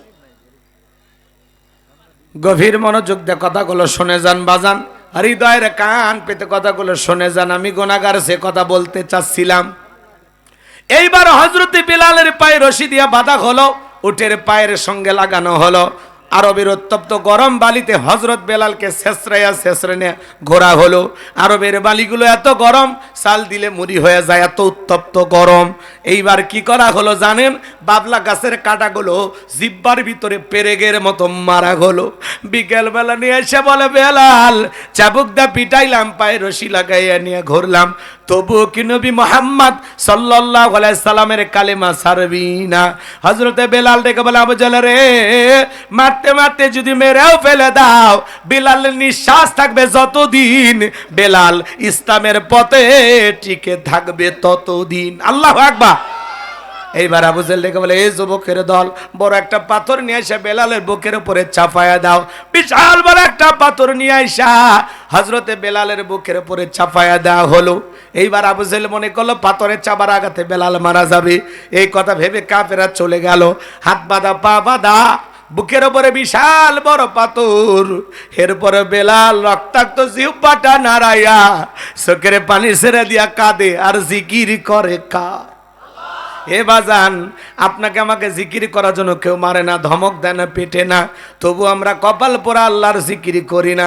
হাদিস শরীফের ভিতরে আসছে বাজান, যার জিহ্বাটা আল্লাহর জিকিরে তরু চাঁদা থাকে, আল্লাহর জিকিরে ভিজা থাকে, ওই জিহ্বাওয়ালা মানুষ কোনোদিন জাহান্নামের আগুনে জ্বলবে না। বলুন সুবহানাল্লাহ। ফাযকুরুনি আযকুরুকুম ওয়াশকুরুলি ওয়ালা তাকফুরুন। আল্লাহ বলে, বান্দারে, তোমরা আমি আল্লাহকে স্মরণ করো, আমি আল্লাহ তোমাদেরকে স্মরণ করব। কৃতজ্ঞতা প্রকাশ করো, অকৃতজ্ঞ হয়েও না। তাহলে বলেন তো বাজান, সব সময় জবানে জিকির চালু রাখতে হবে কার? মাঠে ময়দানে কাজ করতে করতে আল্লাহ জিকির করবেন, ব্যবসা বাণিজ্য করতে করতে আল্লাহর জিকির করবেন, রিক্সা ভ্যান গাড়ি ঘোড়া চালাইতে চালাইতে আল্লাহর জিকির করবেন। জিকির করতে আলাদা সময় লাগে না, সব সময় আমাদের জবানে জিকির চালু রাখবো। সুবহানাল্লাহ, আলহামদুলিল্লাহ, লা ইলাহা ইল্লাল্লাহ, আল্লাহু আকবার, সুবহানাল্লাহি ওয়া বিহামদিহি, সুবহানাল্লাহিল আযীম। পারবো তো ইনশাআল্লাহ? মা বোন যারা আবার শুনতেছেন, মাসে কয়েকদিন আপনারা অসুস্থ থাকেন, যে সময় নামাজ পড়া নিষেধ, ওই সময়গুলোতে আপনারা বেশি বেশি জিকির করবেন, বেশি বেশি করে আল্লাহ তাআলার বরত্ব ঘোষণা করবেন। আল্লাহ আমার মা বোনদেরকে আমল করার তৌফিক দান করুন। জোরে বলেন আমিন। নবীর এক সাহাবী বলে, হুজুর, ইসলামের এত বিধিবিধান আমার মনে থাকে না, আমার সহজ কোনো আমল দেন। আল্লাহ রসুল বলতেছে, তুমি যদি সব সময় আল্লাহর জিকিরে জিহ্বাটা তরু তাজা রাখতে পারো, সতেজ রাখতে পারো, তাহলে এই জিকির তোমাকে জান্নাতে পৌঁছায় দেবে। জীবনের কোন আমলটা আল্লাহ কবুল করবে আমরা জানি না। নামাজ কবুল হবে না জিকির কবুল হবে, কথা বোঝেন নাই? দান কবুল হবে নাকি যাকাত কবুল হবে আমরা জানি না, কিন্তু আল্লাহর জিকির করতে বাজান বেলালের মতো তো কেউ পিটাই না, মারে কি জয়পুরহাটে মারে? তাহলে কেন আল্লাহর জিকির করবেন না? পারবো তো ইনশাআল্লাহ। আমরা সিদ্ধান্ত নেব, সব সময় ফাঁকা বসে থাকবো না, জিহ্বাটা যেন নড়ে, চিল্লে চিল্লে জিকির করা লাগবে। আস্তে আস্তে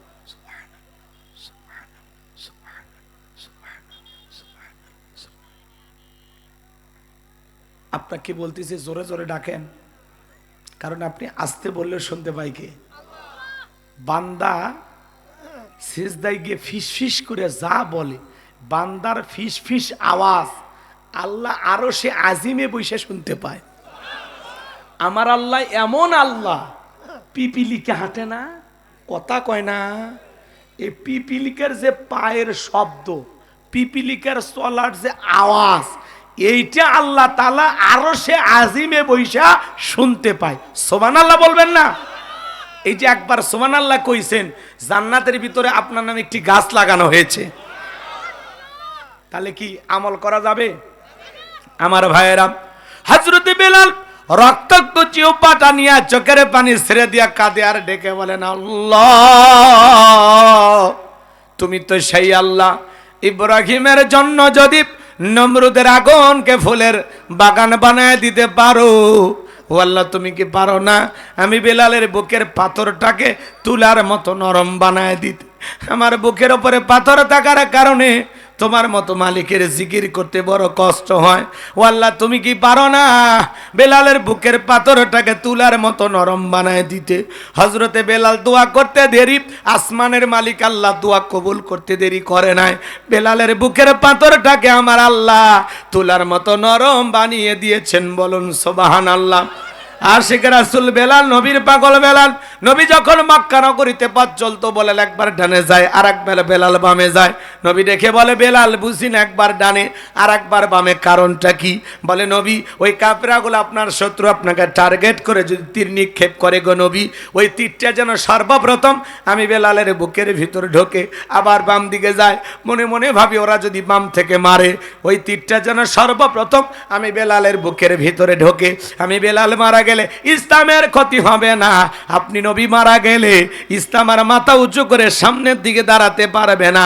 চিৎকার মেরে বলুন আল্লাহু আকবার।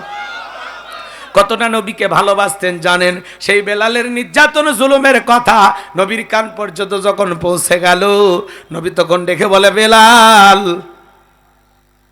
আবু বকরকে ডেকে বলে, আবু বকর, আমার বেলালের কষ্টের কথা আমার আর সহ্য হয় না, যাও যাও তুমি আমার বেলালের জন্য একটা কিছু করো। হযরত আবু বকর সিদ্দিক রাদিয়াল্লাহু তাআলা আনহু কয়েক গুণ দাম বেশি দিয়া গোলামের জীবন থেকে হযরত বেলালকে আজাদ করলেন, মুক্ত করলেন, স্বাধীন করলেন, বলুন আল্লাহু আকবার। এই যখন ইসলামের অবস্থা, একদিকে সন্তান হারানোর ব্যথা, কাফেরদের সমালোচনা, সাহাবায়ে কেরামদের উপর নির্যাতন জুলুম চলতেছে, এই জন্য নবীজির মনটা ভীষণ খারাপ। আর নবীর যখন মন খারাপ, নবীকে সান্ত্বনা দেওয়ার দায়িত্বটা কার? একটু জোরে বলেন না। আমার আল্লাহ দেখে বলে, জিবরাইল, আমার বন্ধুর মা নাই, বাবা নাই, আমি স্যার আমার বন্ধুর কেউ নাই রে জিবরাইল। আমার বন্ধুর মনটা হয়েছে ভারী, আমি আল্লাহ সইতে নাহি পারি। লাহু মাহফুজ থেকে সূরা কাউসার নিয়ে যা, আমার বন্ধুর ওপরে নাজিল কর তাড়াতাড়ি। আল্লাহু আকবার। আমার নবী বলে, আনাস, আমার কষ্টের কারণটা কি, কান্নার কারণটাকে তোমরা জানো, কিন্তু আমার মুস্কি হাসি দেওয়ার কারণ, এই মাত্র আসমান থেকে জিবরাইল এসে আমার উপরে সূরা কাউসার নাজিল করলো, বলুন সুবহানাল্লাহ।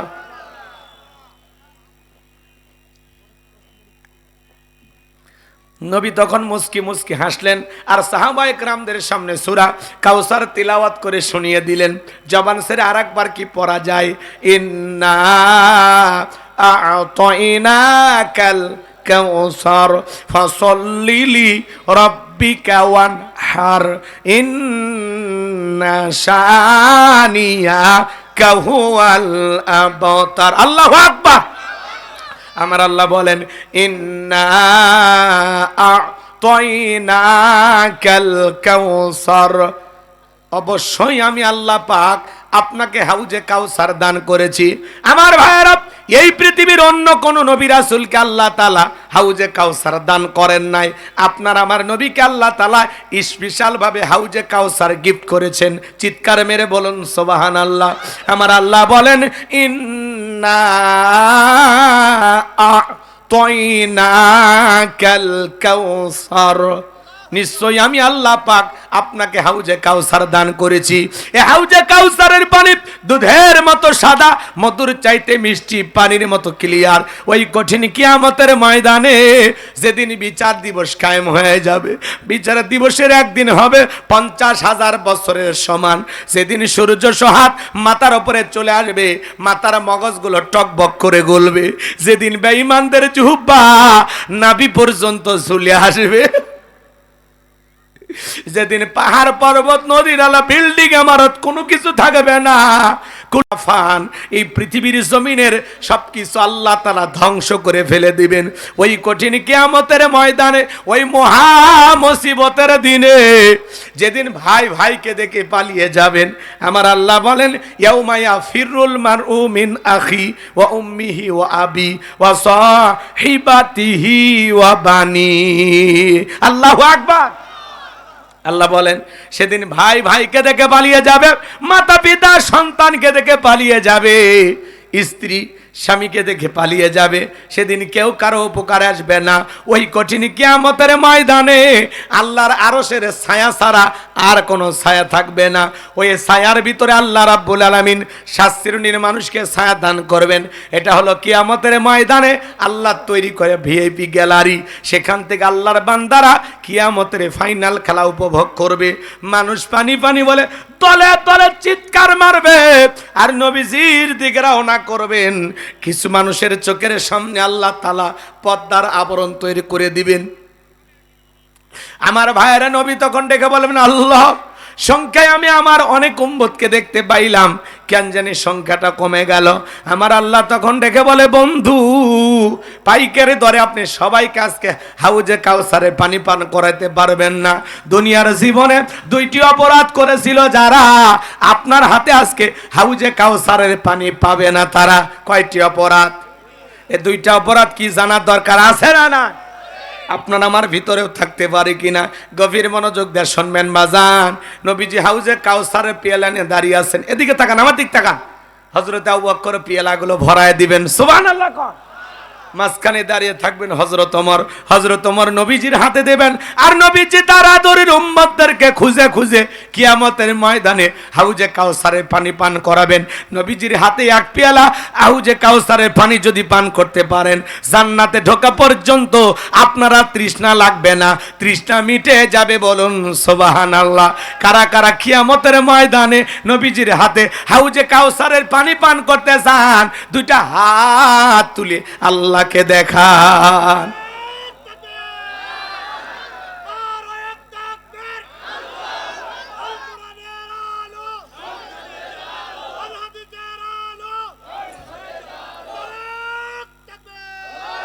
লিল্লাহি তাকবীর।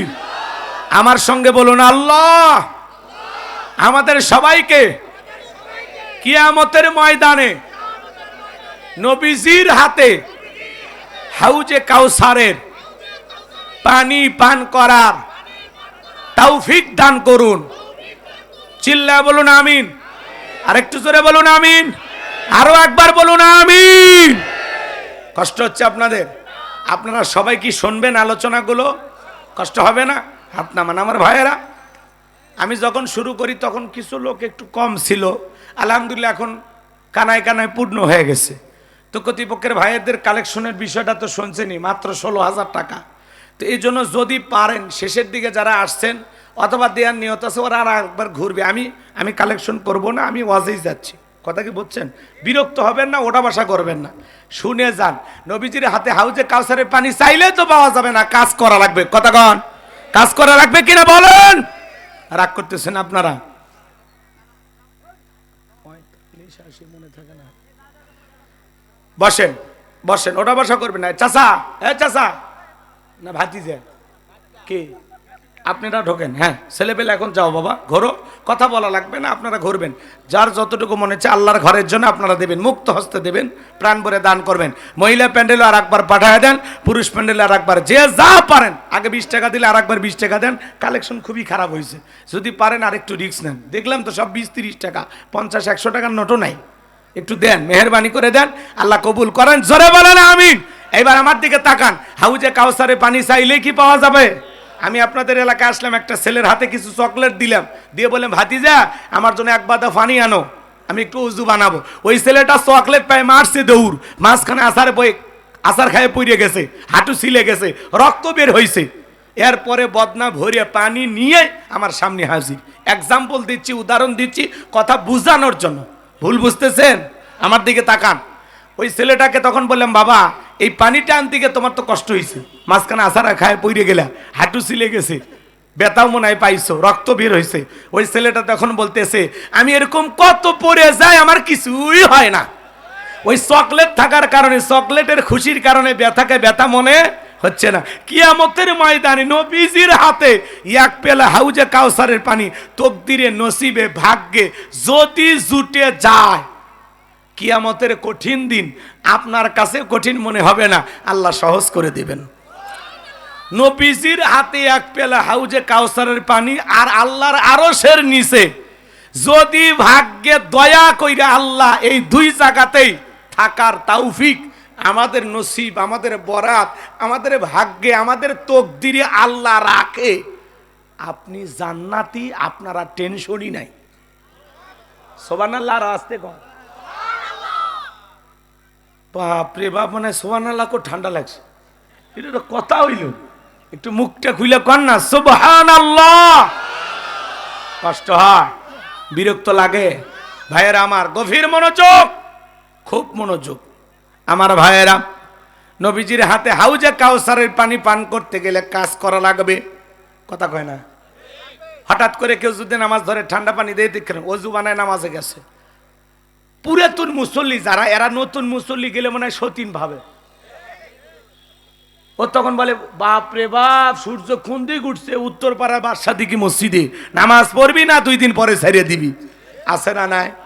ও চাচা, দাওয়াত দিয়ে তো 5 জনকে মসজিদে আনতে পারেন না, হঠাৎ করে একটা লোক নামাজ ধরেছে, এরে নিয়ে আপনার চুলকে নিকা, আপনার সমালোচনা ঠাট্টা বিদ্রুপ কেন করেন? ওই 1 ওয়াক্ত পড়বি না 2 ওয়াক্ত পড়বি, ওইটা ওর ব্যাপার।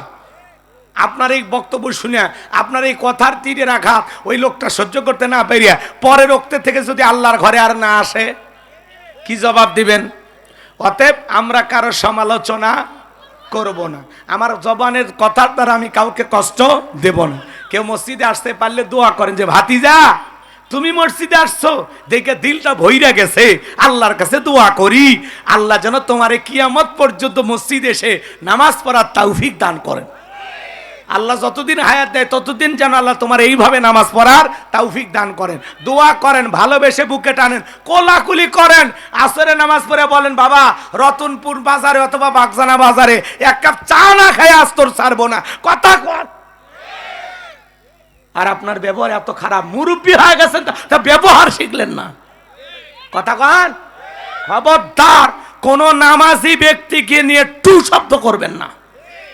আপনার এত চুলকানি কে, কথা কন, আছে না নাই? একটু যুবক বয়সে দাড়ি রাখছে, এটা নিয়ে সমালোচনা। কয় এই বয়সে দাড়ি রাখলি? বউ নিয়ে ঘুরতে গেছে, কয় ভাবি আসসালামু আলাইকুম, সাথে চাচার খবর কি? বউ বাড়িতে এসে রাগ করে, তোমার সাথে বাহিরে যাওয়া যায় না, আমার ডাকে ভাবি আর তোমার ডাকে চাচা। যেই বউ নবীর সুন্নাত দাড়িকে মহব্বত করে না, এই বউ আপনাকে 100% ভালোবাসা দিতে পারে না, কথা কন। পৃথিবীর সকল নবীদের মুখে দাড়ি ছিল, এটা একটা স্পেশাল সুন্নত। জুব্বা খোলা যায়, টুপি খোলা যায়, দাড়ি খোলা যায়, 24 ঘন্টা লাইগে থাকে, সুবহানাল্লাহ কন। আমরা আমাদের নবী মুহাম্মদ সাল্লাল্লাহু আলাইহি ওয়াসাল্লামকে ভালোবেসে দাড়ি রাখছি। এই দাড়ির ভিতরে আমরা মদিনাওয়ালার প্রেম খুঁজি, কথা কন। দাড়ি রাখলে পুরুষকে পুরুষের মতো লাগে, আর মহিলারও দাড়ি নেই, পুরুষেরও দাড়ি নেই। 50-60 বছর বয়স হয়ে গেছে, সেলুনের জায়গায় মারিয়ে দে, ক্লিন শেভ কর। কয় সেলুনালা বিরক্ত হয়ে নাপিত কয় চাচা যে কায়দায় চামড়া জড়ে গেছে, পিলাস দিয়ে টেনে টেনে সেভ করা লাগে, চাচা আপাতত দাড়িটা ছেড়ে দেন। কয় না, দাড়ি রাখলে চুলকে, তোমার দাড়ি রাখলে চুলকায়, কবরে যাও ফেরেশতারা চুলকানির মলম নিয়ে বসে আছে, তোর জাগা মতো মলম লাগিয়ে দিবি, কথা কন ঠিক না? দাড়ি রাখলে চুলকায় না শরীরের আরো জায়গায় চুলকায়, কথা কয় না কে? তার মানে অ্যালার্জির সমস্যা, চর্ম যৌন অ্যালার্জি, ডাক্তার দেখাও, কথা কয় না কে? ভাই রাগ করতেছেন? একটা উদাহরণ দেই, আর একটা বলবো, রাগ করবেন না। আপনি 5 বিবি থেকে ঢাকার উদ্দেশ্যে রওনা করছেন হানিফ গাড়ির চড়িয়ে, এরা তো বোঝেনি ব্রেক ধরে কম, যে কুয়াশা পড়ছে, আল্লাহ না করুক যমুনা সেতু যাওয়ার আগে ট্রাক আর বাসের মুখোমুখি সংঘর্ষ, আপনি মরে গেছেন, মুখে দাড়িও নাই, পকেটে টুপিও নাই, এখন তাহলে উপায় কি? আপনি যে মুসলমান বোঝা যাচ্ছে, তাহলে মরার পরে কি করবি? মানুষ হয় লঙ্গি তুলবি, না হলে চেন খুলবি, কথা কয় না কে? তাছাড়া তো বোঝার উপায় নাই যে আপনি মুসলমান না অমুসলিম, কথা কন ঠিক কিনা? এই জন্য আপনাকে মানুষ মরার পরে আপনার চেনটা খুলে দেখবে, আপনার ইজ্জত খুলে দেখবি যে মাথা কাটানো আছে না নাই। কথা কোন ঠিক কিনা? আর যদি একটা টুপি বা দাড়ি থাকে মানুষ বুঝে নেবে এটা মুসলমানের সন্তান। হয় একটা টুপি না হলে মুখের দাড়ি, দুইটারই একটা নিয়ে ঘোরেন, না হলে মরার পরে কিন্তু সব দিকে ফেলে দিবি। কথা কোন ঠিক কিনা? আল্লাহ হেদায়েত দান করুক। একটু জোরে কর না আমিন। আচ্ছা, দাড়ি রাখার দরকার নাই ভাই। হ্যাঁ, দাড়ি কি সমস্যা? মাথার চুলের সমস্যা আছে? তাহলে দাড়ি চুলের সমস্যা কি? একটু রাখেন না, ভালো লাগবে। কি কয়? বলেই তো দিলাম দাড়িওয়ালা। ও পাগলি কি বোঝায়? হ্যাঁ, যারা বেশি বেশি ক্লিন শেভ করে এদের পাওয়ার কমে যাবে, আর যারা দাড়ি রাখবে আল্লাহ চাইলে এদের রহমত বরকত হবে। কথা কোন ঠিক না? দাড়ি রাখলে যেই মহিলা দাড়িওয়ালা পুরুষকে পছন্দ করে না, ওটা তো মহিলার জাতি না, ওটা কটকটি ডাইনি। কথা কয়, রাগ করতেছেন নাকি? ওর তো মুসলমানের ঘরে মনে হয় জন্মই হয়নি নাকি কন? আর বাপ দাদা চাচার কারো দাড়ি ছিল না, ও ছোটবেলা থেকে কারো মুখে দাড়ি দেখেনি, ওই জন্য স্বামীর মুখে দাড়ি পছন্দ করে না। কোনো মুসলিম নারী, কোনো মুসলিম বোন স্বামী দাড়ি রাখলে কখনো বিরক্ত হতে পারে না, ও আরো খুশি হবে। কথা বলেন। আল্লাহ আমার মা বোনদের হেদায়েত দান করে। জোরে কোন হাবিব। তাহলে আমার ভাইয়েরা, হাউজে কাউসারের পানি পান করতে গেলে কাজ করা লাগবে দুইটি। দুইটা আঙ্গুল তুলে বলেন তো কয়টি? দুইটি। আরো জোরে, জোর হলো না, উঠেই যাবে।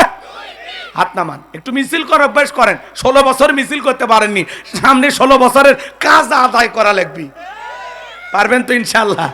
এইবার শোনেন বাজান গো আমার, 2 নাম্বার আয়াতে আল্লাহ বলেন ফাসল্লিলি রব্বিকা ওয়ানহার। বলেন বলেন, ফাসল্লিলি রব্বিকা ওয়ানহার।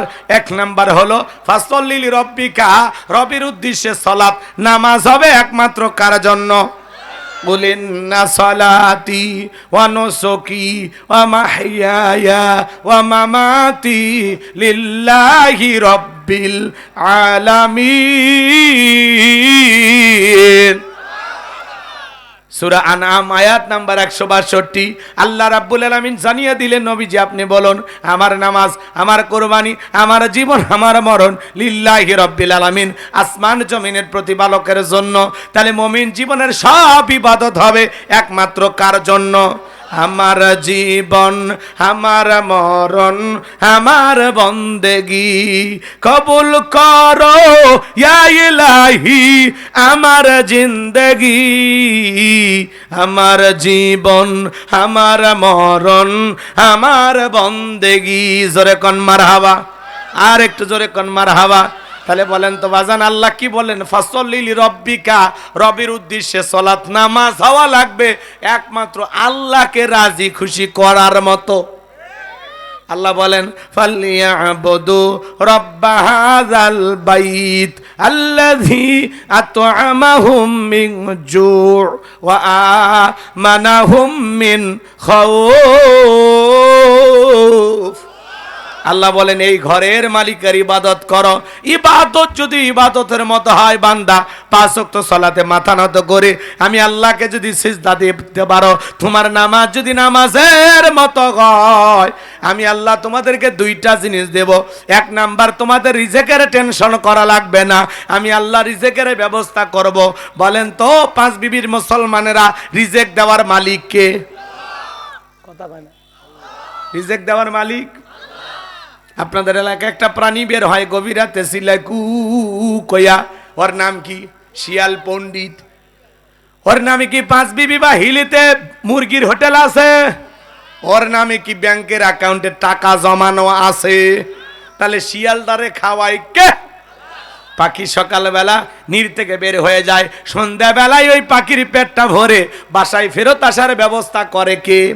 আল্লাহ যদি পাখিকে খাওয়ায়, শিয়ালকে খাওয়ায়, পৃথিবীর এত মাখলুকাতকে খাওয়ায়, আমরা তো আশরাফুল মাখলুকাত, আল্লাহ বলেন কুনতুম খায়রা উম্মাতিন উখরিজাত লিন-নাস, আমি আল্লাহ তোমাদেরকে উত্তম জাতি বানাইছি, ভিআইপি বানাইছি, মর্যাদার আসনে বসাইছি। আল্লাহ কি তাহলে আমাদেরকে না খাওয়ায় মারবে? তাহলে রিজেক আমাদেরকেও দেবেন তিনি কে?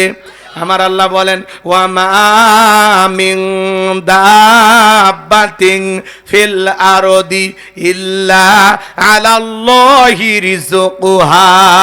আল্লাহ বলেন এই পৃথিবীতে এমন কোনো বিচরণশীল প্রাণী নাই যার রিজেকের ব্যবস্থা আমি আল্লাহ আসমান থেকে করি না। ওই আটলান্টিক মহাসমুদ্রের ৩৩,০০০ ফিট গভীরতল পানি নিচে থাকা ছোট্ট একটা প্রাণী, তার রিজেকের ব্যবস্থাও আমি আল্লাহ আসমান থেকে করি। বলুন সুবহানাল্লাহ।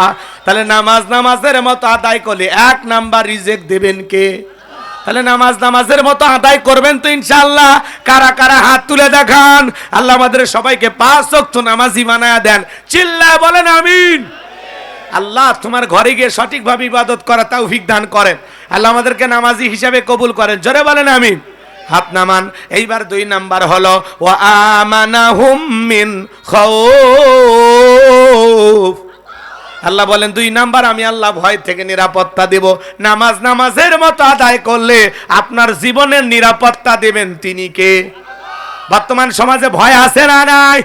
মেয়েটা কলেজে গেল একা একা ফিরবে নাকি জামাই সাথী নিয়ে ফিরবে? ভয় আছে না নাই? মেয়েটা স্কুলে গেল ভালোভাবে ফিরবে নাকি কারো লালসার শিকার হবে? ভয় আছে না নাই? আপনি বিকাশের দোকানদার ৩-৪ লাখ টাকা নিয়ে রাত ২টার দিকে অথবা ১টার পরে অথবা ৩টার পরে জয়পুরহাট থেকে আপনাদের গ্রাম চকশিমুলিয়ে আসবেন, মনে মনে ভাবতেছেন আল্লাহ এই ৩-৪ লাখ টাকা নিয়ে বাড়ি পর্যন্ত যাইতে পারবো নাকি ছিনতাইকারী চোর ডাকাতের কবলে পড়ে টাকা যান ২টা হারাবো? ভয় আছে না নাই? সেদিন বগুড়ায় একজন মানুষকে ৮,০০০ টাকার কারণে মেরে ফেলে দিছে। কয় হাজার গো? হাই রে, মানুষের দাম আছে। হ্যাঁ, কয় হাজার? হাই রে। তাহলে বলেন তো বাজান, বর্তমান সমাজে চুরি আছে না নাই? ছিনতাইয়ের ভয় আছে না নাই? ডাকাতির ভয় আছে না নাই? স্বাধীনতার ৫৪ বছর কেটে গেল, কোন নেতা চুরি বন্ধ করতে পারলো না। 12টা প্রধানমন্ত্রী চলে গেছে, নামাজের ন্যূনতম বিল বাংলার পার্লামেন্টে কোন নেতা পাশ করলো না। এদেশে চুরি, দুর্নীতি, টেন্ডারবাজি, চাঁদাবাজি, খুন, ধর্ষণ যদি বন্ধ করতে চান আল্লাহর আইন দিয়া বিচার করা লাগবে। কথা কোন ঠিক কিনা? আজ থেকে ১৫০০ বছর আগে আল্লাহ আইন দিয়েছেন ওয়াসসারিকু ওয়াসসারিকাতু ফাকতাউ আইদিয়াহুমা জাযাআম বিমা কাসাবা নাকালাম মিনাল্লাহ। আল্লাহু আকবার। কোন সূরা মায়েদার ৩৮ নম্বর আয়াতে আল্লাহ আইন দিয়েছেন ছোট পুরুষ হোক আর নারী হোক, আল্লাহর বিধান, আল্লাহর ফয়সালা। অপরাধ যদি প্রমাণিত হয় চোরের হাত কেটে দাও। একটা চোরের হাত কেটে সোশ্যাল মিডিয়ার মাধ্যমে যদি ফালাও করে প্রচার করা হতো, বাংলার পার্লামেন্টে আইন পাশ করা হয়েছে চুরি করলেই চোরের হাত কেটে দেওয়া হবে। একটা চোরের হাত কেটে খালি বিচার করে দেখেন ২৪ ঘন্টায় বাংলাদেশে চুরি বন্ধ হয়ে যাবে। চোরেরা তওবা করে আল্লাহর ওলি হয়ে যাবে, বলবে ভিক্ষা করে খাবো তাও চুরি করে হাত হারাবো না। কিন্তু কে শোনে কার কথা? আজগুলা না মনের ব্যথা। এখন উচিত কথা যদি কই পিঠের ওপর দিয়া যাবি মই। এ আনন্দে কিছু লোক কিনে খাবে বগুড়ার স্পেশাল দই। যত দোষ নন্দ ঘোষ, ৭০টা বললে দোষ, করলে অন্যায়ের প্রতিবাদ, নামটা হবে তোমার মৌলবাদ, নামটা হবে তোমার জঙ্গিবাদ। নেতা আল্লাহর আইন চালু করে না কেন? কথায় আছে সরিষাই ভূত। যেই সরিষা দিয়ে ভূত ছাড়াবেন ওই সরিষার মধ্যে কি? নেতা আল্লাহর আইন চালু করে না। নেতা জানে আল্লাহর আইন চালু করলে কোটি কোটি টাকা দুর্নীতি করে বিদেশে পাচার করা যাবে না, জনগণের উন্নয়নের নামে পকেট ডাকাতি করা যাবে না। আল্লাহর আইন চালু হলে নেতাও দুর্নীতি করতে পারবে, জনগণ তো দূরের কথা নেতাও পারবে না। কিন্তু নেতা আল্লাহর আইন চালু করে না, কারণ নেতা জানে আল্লাহর আইন চালু হলে প্রথম হাত আমারটা কাটা যাবে। কথা কন চাচা, কথা কন নাকি আপনারা? রাগ ভাষান কে? জোরে আওয়াজ দেওয়া লাগবে। পানি উপর থেকে নিচে গড়ায়, দুর্নীতি উপর থেকে শুরু হয়। গর্বের সাথে কি বলে আমার পিয়ন ৪০০ কোটি টাকার মালিক, তো উনি যদি হয় আপনি কি করছেন? আঙ্গুল চুচ্ছেন, আপনি কিছুই করেননি। কথা বোঝা লাগবে। নেতা সৎ হলে নিজেও দুর্নীতি করবে না, অন্য কেউ করতে দেবে না। কথা কর, তাহলে হলো এক নম্বর নেতা। কি করব, শেষ করব? চাচার মনে হয় বেশি রাগ লাগছে, কি খারাপ লাগতেছে? হক কথা কইলে খারাপ লাগে? শোনেন, আল্লাহর আইন দিয়ে বিচার না করা পর্যন্ত কোন নেতাই চুরি বন্ধ করতে পারবে না, খুন বন্ধ করতে পারবে না, দুর্নীতি বন্ধ করতে পারবে না। এই জন্য বাজান, ডক্টর কামালির তৈরি করা সংবিধান দিয়া আর লেনিন কারমার্ক্সের গণতন্ত্র দিয়া, ভারত আমেরিকার পানি পড়া দিয়া বাংলাদেশ চালাইলে এই দেশে শান্তি আসবে না। এই ৫৬,০০০ বর্গ মাইলের প্রত্যেকটা ইঞ্চিতে যদি শান্তি প্রতিষ্ঠিত করতে চান, তাহলে আল্লাহর কোরআন দিয়া এই দেশের রাষ্ট্র পরিচালনা করতে হবে। আল্লাহর কোরআন সংবিধানে চালু করা লাগবে। কথা বলে ঠিক না?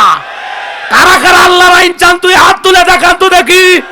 লিল্লাহে তাকবীর।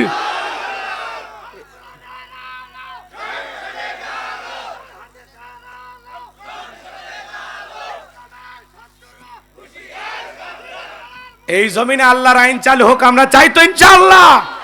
৫৪ বছরের সব দেখা শেষ, আগামীতে ইসলামের বাংলাদেশ। আল্লাহ এই জমিনকে যেন ইসলামের জন্য কবুল করেন। চিল্লা কর আমিন। এটার নাম রাজনীতি হইলেও আলহামদুলিল্লাহ, এই রাজনীতির দরকার আছে। কথা বলে ঠিক না? ইনসাফ কায়েম করতে হবে, ন্যায় বিচার কায়েম করতে হবে। কি দিয়ে ন্যায় বিচার করবেন? মানুষের তৈরি করা আইন দিয়া কিয়ামতের আগেও ন্যায় বিচার করতে পারবেন না। কথা কন। এই দেশের সর্বোচ্চ আইন ফাঁসি, মৃত্যুদণ্ড। তাই তো কত ধর্ষককে আপনারা টাকা পয়সা খাইয়ে দিক সেদিক করে দেন। ওই যে আমার বোন আসিয়া বরগুনাই, কি কথা কয় না কে, আসিয়ার খবর আছে। আর কয়েকদিন আপনারা টকশো গরম করছেন, হাউতেশ করছেন। আজকে 1 বছর হয়ে গেল। এ আইন উপদেষ্টা আসিফ নজরুল চাচাই কইল 90 দিনের মধ্যে একটা রায় হবে, রিপোর্ট আসবে। কত 90 দিন গেল, আসিয়ার খুনিরা এখন পর্যন্ত শাস্তি পাইল?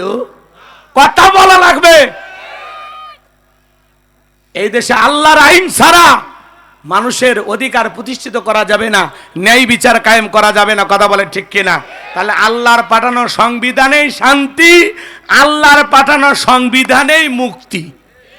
আপনি যেটা লিখেছেন ওটাতে মুক্তি নাই। কথা ক্লিয়ার? চলেন না সামনের দিকে যাই বাজান গো আমার।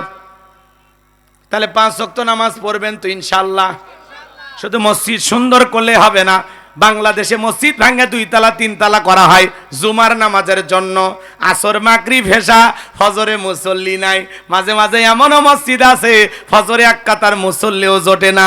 মুয়াজ্জিম একাই আজান দেয়, একাই নামাজ পড়ে, একটা দুলে হয়ে আসে না। ফজরের আজান শুনে ওইটা কম্বলের ভিতর থেকে বার হয়ে পেশাব করে আবারও কম্বলের ভিতরে ঢোকে, মসজিদে আসে। মসজিদের সাথেই বাড়ি, কপাল পোড়া, তাও নামাজে আসে না। আছে না নাই ভাই? তো মসজিদ শুধু সুন্দর বানাইলে হবে না, আপনার ঈমান আমলটাও সুন্দর হওয়া দরকার। আছে না নাই? সময় কম। 2 নাম্বার অনহার। অনহার মানে কুরবানি করা, নিজের আমিত্বকে কুরবানি করা, অহংকারকে কুরবানি করা, নিজের ভিতরে থাকা পশুসুলভ আচরণকে কুরবানি করা, নিজের জানমাল অর্থ সময় আল্লাহর জন্য কুরবানি করা। কথা কন। শহীদ আবু সাইদ মুগ্ধ, শহীদ ওসমান হাদির মতো দেশের জন্য কুরবানি হওয়া। কথা বলেন। খালি কুরবানি করা মানে খালি গরু ছাগল জবাই করে না। 7 জন একটা গরু ভাগে কেনে, 3 জন দড়ি ধরে টানে। এমন দুর্বল গরু যেই গরুর ওপরে বয়স্ক ভাতা ওয়াজিব। কুরবানির স্থান পর্যন্ত হাঁটে যাওয়ার শক্তি নেই, কোলে করে নিয়ে যায়। এই দুর্বল গরু জবাই করে কুরবানি হবে? আল্লাহ বলেন তার সুরুন নাজিরিন, চমৎকার হুষ্টপুষ্ট দেখতে সুন্দর একটা গাভী জবাই করা লাগবে। যারা কুরবানি দিবেন 3টা জিনিস খেয়াল রাখবেন। 1 নাম্বার নিয়ত সহি কুরবানি আল্লাহর জন্য। ছেলে মেয়ে গোস্ত খাবে এই জন্য না। কথা কন। লোকের বাড়িতে গোস্ত পাঠাইতে হবে এই জন্য না, কুরবানি আল্লাহকে খুশি করার জন্য। 1 নাম্বার নিয়ত ক্লিয়ার করবেন। কুরবানি করা মানে ত্যাগ করা, স্যাক্রিফাইস করা, বিলিয়ে দেওয়া, বন্টন করা। ভোগের নাম কুরবানি নয়, ত্যাগের নাম কুরবানি। অন্যের মুখে হাসি ফোটানোর নাম হলো কুরবানি। নিজে না খায়া অন্যকে দেওয়ার নাম কুরবানি। কথা কন। 1 নাম্বার নিয়ত সহি কুরবানি আল্লাহর জন্য। 2 নাম্বার সুদের টাকা, ঘুষের টাকা, হারাম উপার্জনের টাকা দিয়ে কুরবানি দিলে হবে না। আল্লাহ পবিত্র, তিনি পবিত্র বস্তুকে ভালোবাসেন। 3 নাম্বার নামাজি হয়ে কুরবানি দেওয়া লাগবে। ফাসল্লি লিরাব্বিকা ওয়ানহার, আগে সালাত আদায় করো তারপরে কুরবানি করো। নামাজ যেই রবের জন্য, কুরবানিও সেই রবের জন্য। নামাজি হয়ে কুরবানি দেওয়া লাগবে। কোন বেনামাজির সাথে ভাগে কুরবানি দেবেন না, দেবেন না, দেবেন না, দেবেন না। Message clear? কোন বেনামাজির সাথে ভাগে কুরবানি দেয়া যাবে না। নামাজি লোকের সাথে কুরবানি দেবেন, নামাজি নাই একাই দেন। ছাগল হোক ভেড়া হোক একলাই দেবেন। কথা কন না কে চাচা? বেনামাজিদের সাথে ভাগে কুরবানি দেবেন না। Message clear? এইবার 3 নাম্বার আয়াত, ইন্না শানিয়া কাহুয়াল আবাতার। নবী গো, যারা আপনাকে লেসকানারির বংশ বলে আপনি কষ্ট মনের মধ্যে নেবেন না। ওই আবুল আবুদ বা সাইবা, ওদের বংশে বাতি জ্বালানো কেউ থাকবে না। আপনার সন্তানগুলোকে নিয়েছি, এই জন্য কষ্ট মনের মধ্যে নেবেন না। এই পৃথিবীর জমিনে আপনাকে মহাব্বত করা, আপনাকে ভালোবাসার কোটি কোটি রুহানি সন্তান পাঠাবো। তাম পৃথিবীতে বর্তমানে 700 কোটির ওপরে মানুষ, এর মধ্যে 200 কোটির ওপরে মুসলমান। আমরা সবাই নবীজির রুহানি সন্তান। আল্লাহু আকবার। নবীজির অপমানে যদি না কাঁদে তোমার মন, মুসলিম নয় তুমি মুনাফিক, নবীজির দুশমন। ফ্রান্সের জালেমেরা কার্টুন প্রদর্শন করলো, নাকটা বেঁকা করে মুখে কয়েকটা দাড়ি লাগায় বলে ইনি মোহাম্মদ, জোরে কর নাউজুবিল্লাহ। আমার নবীকে দেখতে কার্টুনের মতো। এই পৃথিবীর সবচাইতে সুন্দর মানুষটির নাম মুহাম্মদ রাসূলুল্লাহ সাল্লাল্লাহু আলাইহি সাল্লাম, যে নবীর চরিত্রের সার্টিফিকেট আল্লাহ দিয়ে বলেন ওয়া ইন্নাকা লাআলা খুলুকিন আযীম। আল্লাহ বলেন নবী গো, আপনি হলেন পুত পবিত্র মহান চরিত্রের অধিকারী। আজিম আরবিতে এমন একটি শব্দ যার গভীরতা মাপা যায় না। আল্লাহু আকবার কন। যে নবী 63 বছরের জিন্দেগিতে একটি মিথ্যা কথা বলেননি। আল্লাহু আকবার বলেন। জীবনে কখনো তুমি মিথ্যে বলনি, তাই তো তোমায় পেতে কাঁদে এই ধরনী। আল্লাহু আকবার কন। যেই নবীর জীবনে কোনোদিন মিথ্যা বলেনি, 63 বছরের জিন্দেগিতে, এমন বিশ্ব রেকর্ড পৃথিবীর আর কোন নেতার আছে? এ যুবকেরা, সেই নবীকে নেতা মানতে রাজি আছে তো ইনশাআল্লাহ? এই দুনিয়ার পচা নেতা না, সকাল বিকাল মিথ্যা বলে, মিথ্যা না বললে ওদের রাজনীতি জমে না। কথা বলেন।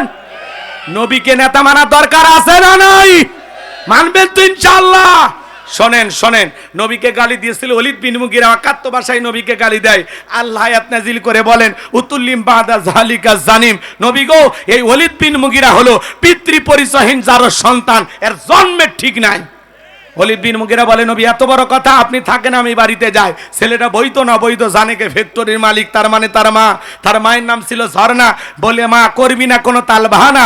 নবী মুহাম্মদ সাল্লাল্লাহু আলাইহি সাল্লাম আমাকে বলেছেন উতুল্লিম বাদা যালিকা জানিম, আমি নাকি পিতৃ পরিচয়হীন যার সন্তান। ওলীদ বিন মুগীরার মা এই কথা শোনার পরে মনে মনে ভাবতেছে এই গোপন তত্ত্ব নবী জানলো কেমনে?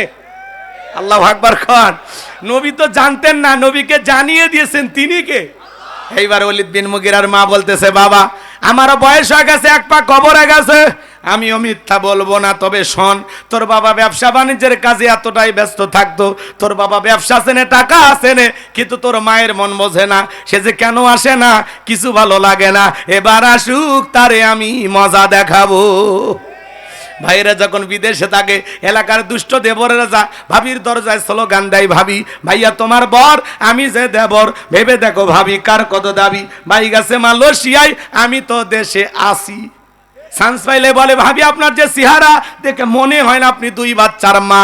এই বদমাইশ, বিয়ে না হলে ভাবি ডাকলি কারে? কথা কর না। এগুলো ডিজিটাল ভাবি, রং ঢঙ্গের ভাবি যারা, এগুলোকে তারা এনজয় করে। কথা কর। আর যারা নেককার দিনদার আল্লাহওয়ালা ভাবি, যাদের অন্তরে কোরআন আছে, আল্লাহর ভয় আছে, ওই নেককার ভাবির জবাব দিত কুল্লিল মুমিনিনা গুদ্দুনা মিন আবসারিহিম। ও আমার দেবর, আল্লাহ বলেছেন মুমিন পুরুষের দৃষ্টি থাকবে নিচের দিকে। আমাকে দেখার অধিকার তোর ভাইয়ের আছে, তোর জন্য আমাকে দেখা জায়েজ নাই, ঘর থেকে বের হয়ে যা। কথা কন ঠিক কিনা? আজকে ছোট ভাইয়ের বউ বড় ভাই দেখে, বড় ভাই ছোট ভাই দেখে, দুলা ভাই শালি দেখে। আজকে সমাজে পর্দা পুষি দেয়া নাই। কথা বলা লাগবে। আপনার ফ্যামিলির ভিতরে কি নাই? এরকম অনেক ফ্যামিলি আছে না নাই বাজান? কোনো পর্দা বুঝি দেয় নাই, যে যার মতো চলতেছে।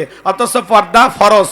এই ফরজ বিধানকে লঙ্ঘন করার কারণে আমাদের দাম্পত্য জীবনে, ঘরে বাস্তব জীবনে সাংসারিক জীবনে কোনো শান্তি নাই। যত আল্লাহর বিধানকে লঙ্ঘন করবেন, বৃদ্ধাঙ্গুলি দেখাবেন, তত মরবেন, ফাঁসবেন, বিপদ আপদ মুসিবতে জড়াবেন। কথা কন ঠিক কি না? রাগ করতেছেন আপনারা? এজন্য মা বোন যারা বাস শুনতেছেন, মা দুইটা পুরুষ হইতে দূরে থাকবেন, একটা দেবর আর একটা দুলে ভাই। এরা হলো মৃত্যু তুল্য বিষাক্ত সাপের চাইতে ভয়ঙ্কর। আজকে বর্তমান জামানার নারী পুরুষ সবার চরিত্র নষ্ট করার